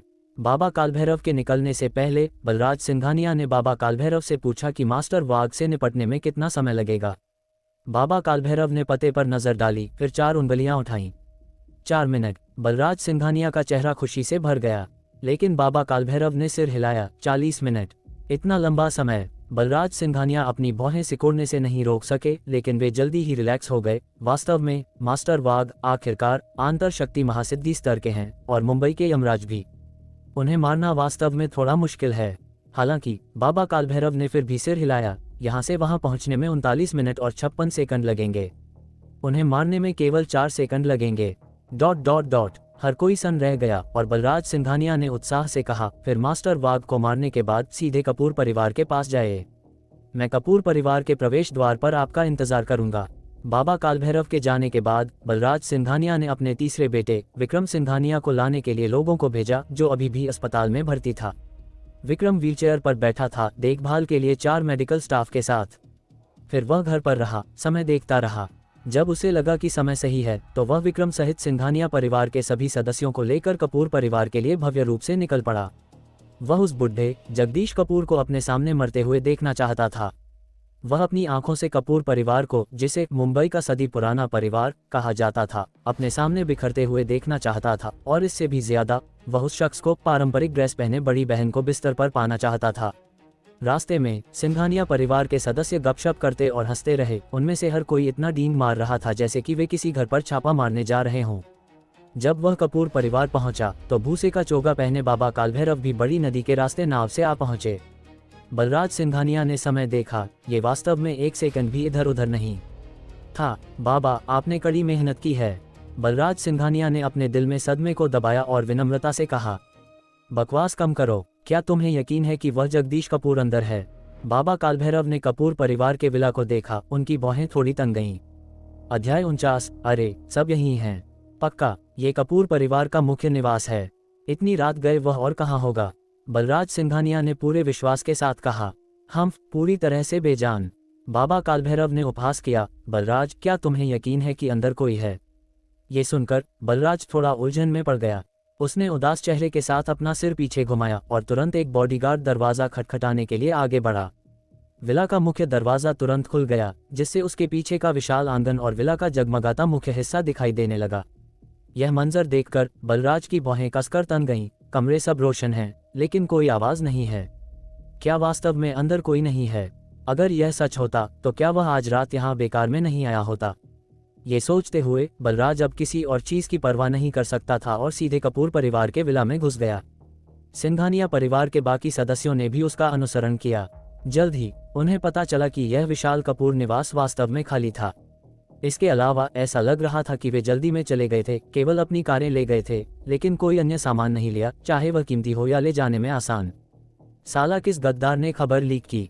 ये देखकर बलराज ने सीधे मेज से एस्ट्रे उठाए और उसे भीड़ में जोर से फेंक दिया। बाबा कालभैरव के मुंबई आने से पहले बलराज ने किसी को नहीं बताया था कि उसने बाबा कालभैरव को बुलाया है, इसलिए कपूर परिवार को स्वाभाविक रूप से पता नहीं चल सकता था। और बाबा कालभैरव के मुंबई पहुंचने के 1 घंटे से भी कम समय बाद कपूर परिवार के सभी सदस्य भाग गए थे, कोई निशान नहीं छोड़ा। अंदर के गद्दार द्वारा राज लीक करने के अलावा और क्या हो सकता है? बलराज के गुस्से का सामना करते हुए कोई भी जवाब देने आगे नहीं आया।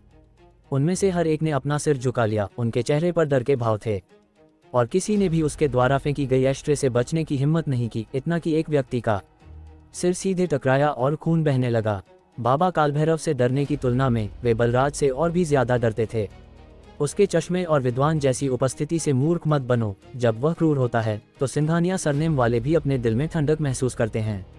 इस पल एक युवक जो काफी हद तक बलराज जैसा दिखता था भीड़ से बाहर निकला। डैड, क्या ये और भी बेहतर नहीं है कि वे चले गए? कपूर परिवार की सारी इंडस्ट्री अब हमारी है। तू कुछ नहीं जानता, वो रिया। बलराज यहाँ अचानक रुक गया, अपने बेटे अरुण सिंघानिया को देखा और निर्देश दिया, जाकर पता करो, देखो वे किस रास्ते भागे। अगर मैंने जगदीश और उस देवांश को नहीं मारा तो मेरे दिल को चैन नहीं मिलेगा। आखिरकार बाबा कालभैरव हमेशा के लिए इस जगह की रखवाली नहीं कर सकते थे। जगदीश कपूर पहले से ही गंभीर रूप से बीमार थे और उनसे डरने की जरूरत नहीं थी, लेकिन अगर वह रहस्यमय देवांश नहीं मारा गया तो उसे डर था कि वह बुरे सपनों से जाग जाएगा। अरुण ने जवाब दिया और तुरंत लोगों को कपूर परिवार के ठिकाने का पता लगाने के लिए ले गया। बाबा कालभैरव जो सोफे पर बैठे थे अब बोले, बलराज, मुझे जल्दी है, मुझे भोर में निकलना है। बेहतर होगा कि तुम जल्दी करो। समझ गया, समझ गया। बलराज ने सिर हिलाया और झुका, फिर उदास चेहरे के साथ मुड़ा। तुम सब अभी भी खड़े क्या देख रहे हो? जल्दी करो और पता लगाओ। सबने ये सुना और जाने के लिए मुड़े, लेकिन अरुण वापस दौड़ आया। डैड, कपूर परिवार के सदस्य वापस आ गए हैं। वापस? बलराज हैरान लग रहा था। क्या वे भाग नहीं गए थे? वे वापस क्यों आ गए? क्या वे बाबा से नहीं डरते? अरुण ने कहा, क्या ऐसा हो सकता है कि उन्हें बाबा के बारे में बिल्कुल नहीं पता था, भागे नहीं थे और बस अस्थायी रूप से किसी काम के लिए बाहर गए थे। जैसे ही ये शब्द निकले, सिंघानिया परिवार के सभी सदस्यों ने सहमति में सिर हिलाया, यह महसूस करते हुए कि कोई अन्य स्पष्टीकरण नहीं था। अच्छा है कि वे वापस आ गए। बलराज बहुत खुश था, फिर बाबा की ओर मुड़ा और चापलूसी करते हुए कहा, बाबा, जगदीश और वह देवांश आपके हाथों में हैं। बाबा कालभैरव ने कुछ नहीं बोला, बस थोड़ा सिर हिलाया, जैसे कि उन्होंने इस मामले को बिल्कुल गंभीरता से नहीं लिया। वास्तव में उन्होंने मन ही मन आह भी भरी, यह मुंबई शहर अभी भी बहुत छोटा है। एक भी ऐसा एक्सपर्ट नहीं है जो मुझे इसे गंभीरता से लेने पर मजबूर कर सके। एक महान मास्टर का अकेलापन ऐसा ही होता है। जगदीश कपूर और अन्य लोग अपने विला में आक्रामक रूप से घुस आए, बिन बुलाए मेहमानों के समूह को पूरी तरह से अनदेखा करते हुए, और इसके बजाय चिल्लाए, गुरु देवांश, हम नहीं जा रहे हैं। आपने हमारे कपूर परिवार पर बहुत दया की है और हमने आपके साथ खड़े होने का फैसला किया है। किसी ने जवाब नहीं दिया। फिर उन्होंने भीड़ को स्कैन किया लेकिन देवांश को नहीं देखा। इसके बजाय उन्होंने भूसे के चोगे में एक अजीब आदमी को सांवली त्वचा के साथ देखा। बहुत देर हो गई। क्या गुरु देवांश को पहले ही निपटा दिया गया? लेकिन उन्हें उसकी लाश भी नहीं दिखी। या क्या गुरु देवांश आए ही नहीं? क्या उन सबको उसने धोखा दिया? नाटक करना बंद करो। जब हम पहुंचे तो ये जगह खाली थी। ये गुरु देवांश कहाँ है जिसकी तुम बात कर रहे हो? बलराज ने ठंडेपन से उपहास किया, और उसकी नज़र जिस पल से कपूर परिवार के सदस्यों ने प्रवेश किया, पारंपरिक ड्रेस वाली महिला पर टिकी हुई थी। उसे नंगे पैर प्रवेश करते हुए देखना, उसे चप्पलें लेते और पहनते हुए देखना, उसके कोमल गोरे पैरों पर खून के हल्के धब्बे देखना। ये सुनकर कपूर परिवार के सदस्यों ने एक दूसरे को देखा, फिर सब हक्का बक्का रह गए। क्या गुरु देवांश सच में नहीं आए? धत्तेरे की, हमने उन पर इतना भरोसा किया और उन्होंने वास्तव में हमसे झूठ बोला। अगर मेरा कपूर परिवार नष्ट हो जाता है तो देवांश ही अपराधी है। तुम सब चुप रहो। शुरू से अंत तक क्या गुरु देवांश ने तुम्हें वापस आने के लिए कहा था? मैंने वापस आने की जिद की और तुम केवल इसलिए लौटे क्योंकि तुम मुझे छोड़ना नहीं चाहते थे। अगर किसी को दोष देना है तो मुझे, जगदीश कपूर को दो। इसका गुरु देवांश से क्या लेना देना है? जगदीश कपूर ने डांटा, जिससे कपूर परिवार के छोटे सदस्यों ने शर्म से सिर झुका लिया। बाबा कालभैरव ने ये सब ठंडी नजरों से देखा, लेकिन गुप्त रूप से कपूर परिवार के आचरण की प्रशंसा की। जगदीश, यहाँ कोई गुरु देवांश नहीं है, केवल बाबा कालभैरव हैं। अपनी कुत्ते जैसी आंखें खोलो और साफ साफ देखो, ये कौन है? बलराज अपने समर्थन से उत्साहित होकर अविश्वसनीय रूप से अहंकारी था। ये सुनकर जगदीश कपूर ने बलराज को नजरअंदाज कर दिया और बाबा कालभैरव के पास गए। सम्मानपूर्वक झुकते हुए जगदीश कपूर बाबा कालभैरव को नमन करता है। तुम मुझे जानते हो? बाबा कालभैरव ने एक भौं उठाई, इसे कुछ अप्रत्याशित पाते हुए। जगदीश ने सिर हिलाया, मैं जानता हूँ। बाबा कालभैरव दक्षिण भारत से आए भूसे के चोगे वाले बूढ़े, आंतर शक्ति से महागुरुओं को मारने में सबसे अच्छे हैं। तो क्या तुम जानते हो कि मैं तुम्हें मारना चाहता हूँ? जगदीश ने फिर सिर हिलाया, मैं ये भी जानता हूँ। फिर भी तुम वापस आने की हिम्मत करते हो। ये बस एक बूढ़ी जिंदगी है। अगर मैं मर गया तो मर गया। एक साथी को अकेले अपनी मौत के मुंह में जाते देखने से तो ये बेहतर है ना? वह साथी जिसकी तुम बात कर रहे हो, लगता है उसने तुम्हें धोखा दिया है। कोई बात नहीं, जब तक मेरे कपूर परिवार का विवेक साफ है, ये काफी है। बाबा कालभैरव ने सिर हिलाया और कहा, मैं तुम्हें 5 मिनट देता हूँ। जाकर अपनी आखिरी विदाई ले लो। धन्यवाद। उन्हें धन्यवाद देने के बाद जगदीश कपूर दुख भरे चेहरों वाले कपूर परिवार के सदस्यों के समूह की ओर चले। ये देखकर बलराज बेतहाशा हंसा, बुड्ढे, अब कहने को क्या बचा है? एक बार जब तुम मर जाओगे तो तुम्हारे कपूर परिवार की सारी इंडस्ट्री मेरे द्वारा निगल ली जाएगी। तुम्हारे कपूर परिवार के सभी पुरुषों को मेरे द्वारा मार दिया जाएगा। तुम्हारे कपूर परिवार की महिलाएं, हर एक इतनी सुंदर, सभी को मेरे द्वारा सेक्स गुलाम बनने के लिए पकड़ लिया जाएगा। खासकर रिया कपूर, जो हमेशा एक ठंडी और अलग थलग बड़ी बहन की तरह व्यवहार करती है। मैं सपना देखता हूँ कि तुम्हें अपने नीचे पाना कैसा महसूस होगा। अब अच्छा है, मुझे जल्द ही पता चल जाएगा। हा हा हा। जब सिंघानिया परिवार के सदस्यों ने ये सुना तो उनके चेहरों पर अविश्वसनीय रूप से कामुक और लोलुप भाव दिखाई दिए। उनकी आंखें पहले से ही कपूर परिवार की महिलाओं को बेतहाशा स्कैन कर रही थीं, स्पष्ट रूप से उन महिलाओं की तलाश कर रही थी जिनके साथ वे आज रात सोना चाहते थे।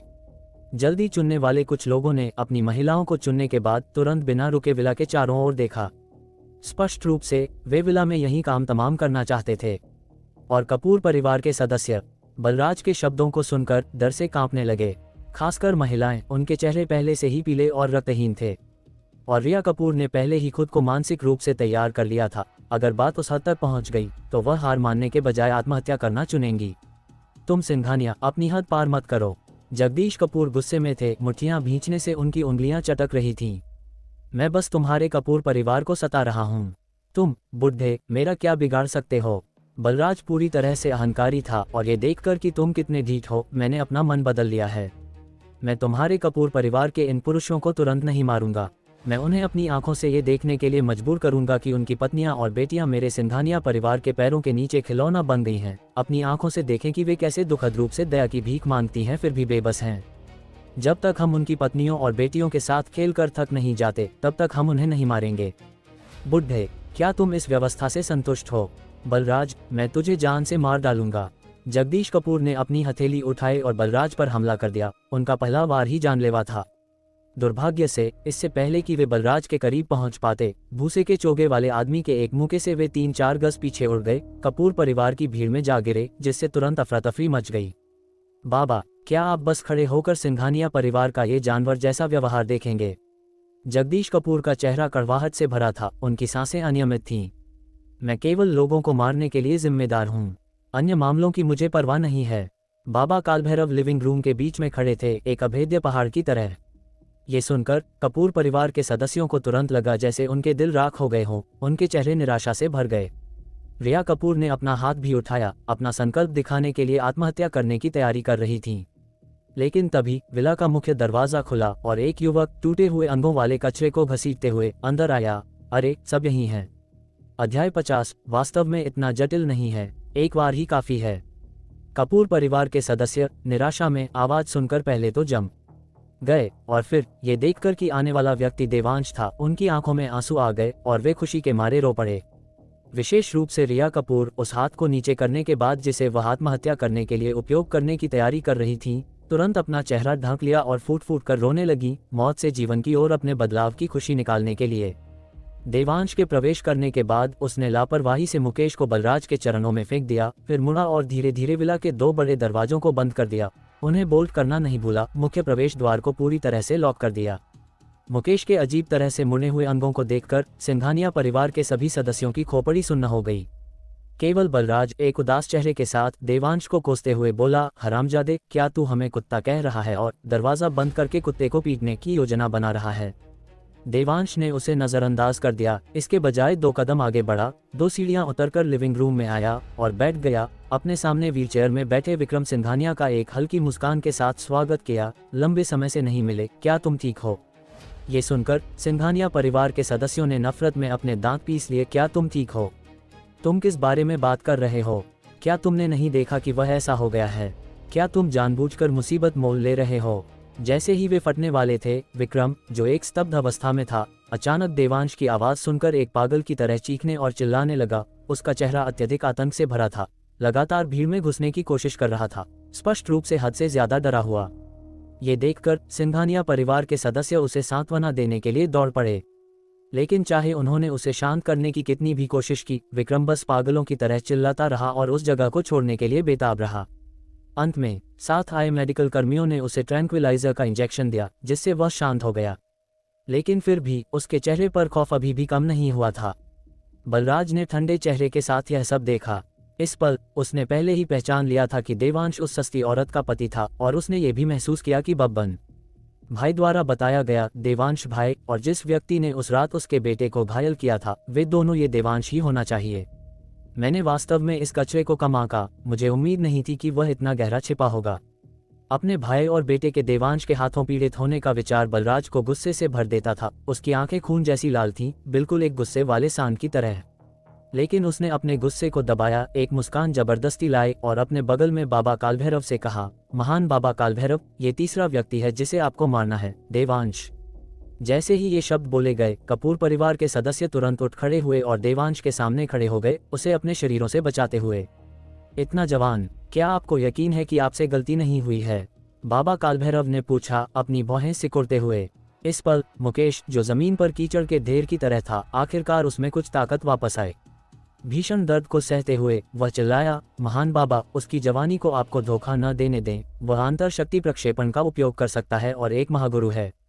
बाबा कालभैरव ने खारिज करते हुए उपहास किया, फिर बलराज से कहा, तुम्हारे भाई का दिमाग जरूर पिटने से खराब हो गया होगा।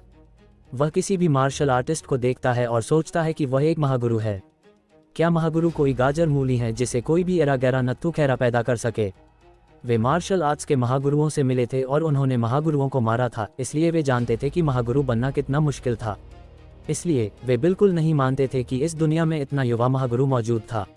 मुकेश और बहस करना चाहता था, लेकिन असहनीय दर्द ने उसे एक भी शब्द बोलने से रोक दिया, कई बार अपना मुंह खोलने के बाद भी। हाँ, मेरा भाई बेवकूफ़ है, बलराज ने हामी भरी। वह भी नहीं मानता था कि देवांश एक महागुरु है, लेकिन उसके पास कुछ कौशल है। कल उसने तुरंत एक आंतरशक्ति महासिद्धि स्तर के मार्शल आर्टिस्ट को मार डाला। ये सुनकर बाबा कालभैरव ने सिर हिलाया, ये काफी अप्रत्याशित है। ये देखकर कि बाबा कालभैरव देवांश को मारने के खिलाफ नहीं थे, बलराज ने उत्साहित होकर भीड़ पर चिल्लाया, ओए देवांश, तू अपने दादा कालभैरव को सम्मान देने के लिए क्यों नहीं आ रहा है? हालांकि देवांश ने उसे फिर से नजरअंदाज कर दिया, इसके बजाय शांति से भीड़ को अलग किया और फिर कपूर परिवार के सदस्यों से पूछा, क्या तुम लोग पहले ही नहीं चले गए थे?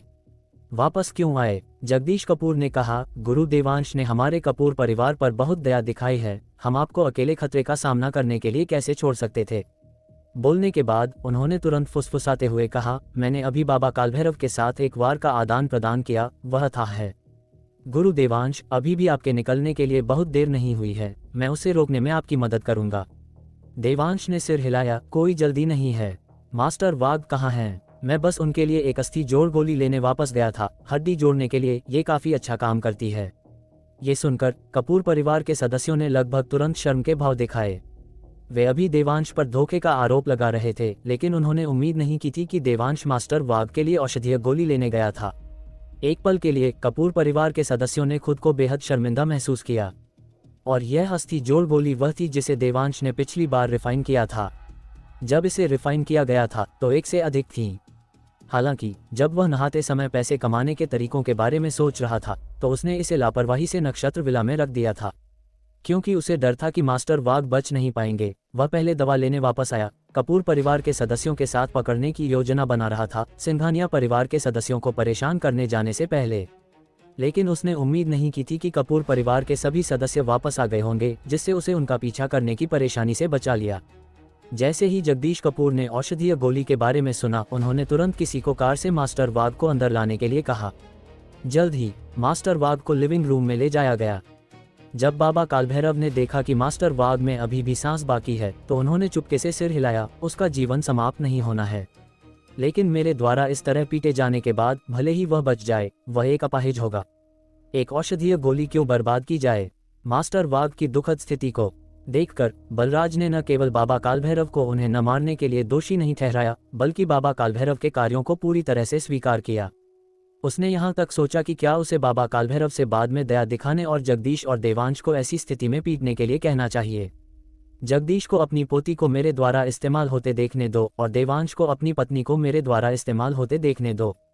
बस इसके बारे में सोचना ही मुझे इतना उत्साहित कर देता है। बलराज ने दुष्टता से सोचा। मास्टर वाघ के मुंह में अस्थि जोड़ गोली डालने के बाद देवांश ने अब उन पर ध्यान नहीं दिया। इसके बजाय उसने बाबा कालभैरव की ओर देखा, बलराज की ओर इशारा किया और एक एक शब्द करके पूछा, मैं उसके पूरे परिवार को मारना चाहता हूँ, क्या आपको कोई आपत्ति है? ये सुनकर कपूर परिवार के सदस्यों ने लगभग सहज रूप से सांस रोक ली। ये गुरु देवांश, क्या वह थोड़ा ज्यादा ही बोल्ड नहीं है? वह बाबा कालभैरव हैं जो महागुरुओं को मारने में माहिर हैं। क्या आप थोड़ा और विनम्र नहीं हो सकते? सिंघानिया परिवार के सदस्य हालांकि हंसी में फट पड़े, अपने सिर हिलाते हुए उनके चेहरे अत्यधिक उपहास के भाव दिखा रहे थे। ओए देवांश, क्या तू अभी भी नींद में है? ये बाबा कालभैरव हैं, बाबा कालभैरव जो अंतर शक्ति के साथ महागुरुओं को मारने में सबसे अच्छे हैं। उनके यहाँ होते हुए तुझे पता भी नहीं चलेगा कि तू बाद में कैसे मरा, और तू अभी भी मेरे पूरे परिवार को मारना चाहता है। क्या तू मुझे हंसा हंसा कर मारने की कोशिश कर रहा है? बाबा कालभैरव ने भी सिर हिलाया, अगर तुम 100 वार के भीतर मुझे घायल कर सको तो उनका सिंघानिया परिवार तुम्हारे हवाले है। ये काफी उचित है। देवांश ने सिर हिलाया, खड़ा हुआ, अपनी पीठ से धूल झाड़ी, कपूर परिवार के सदस्यों के बीच से चला, फिर रुका और सिर हिलाते हुए और मुस्कुराते हुए कहा, वास्तव में यह इतनी मुसीबत नहीं है, एक बार ही काफी है।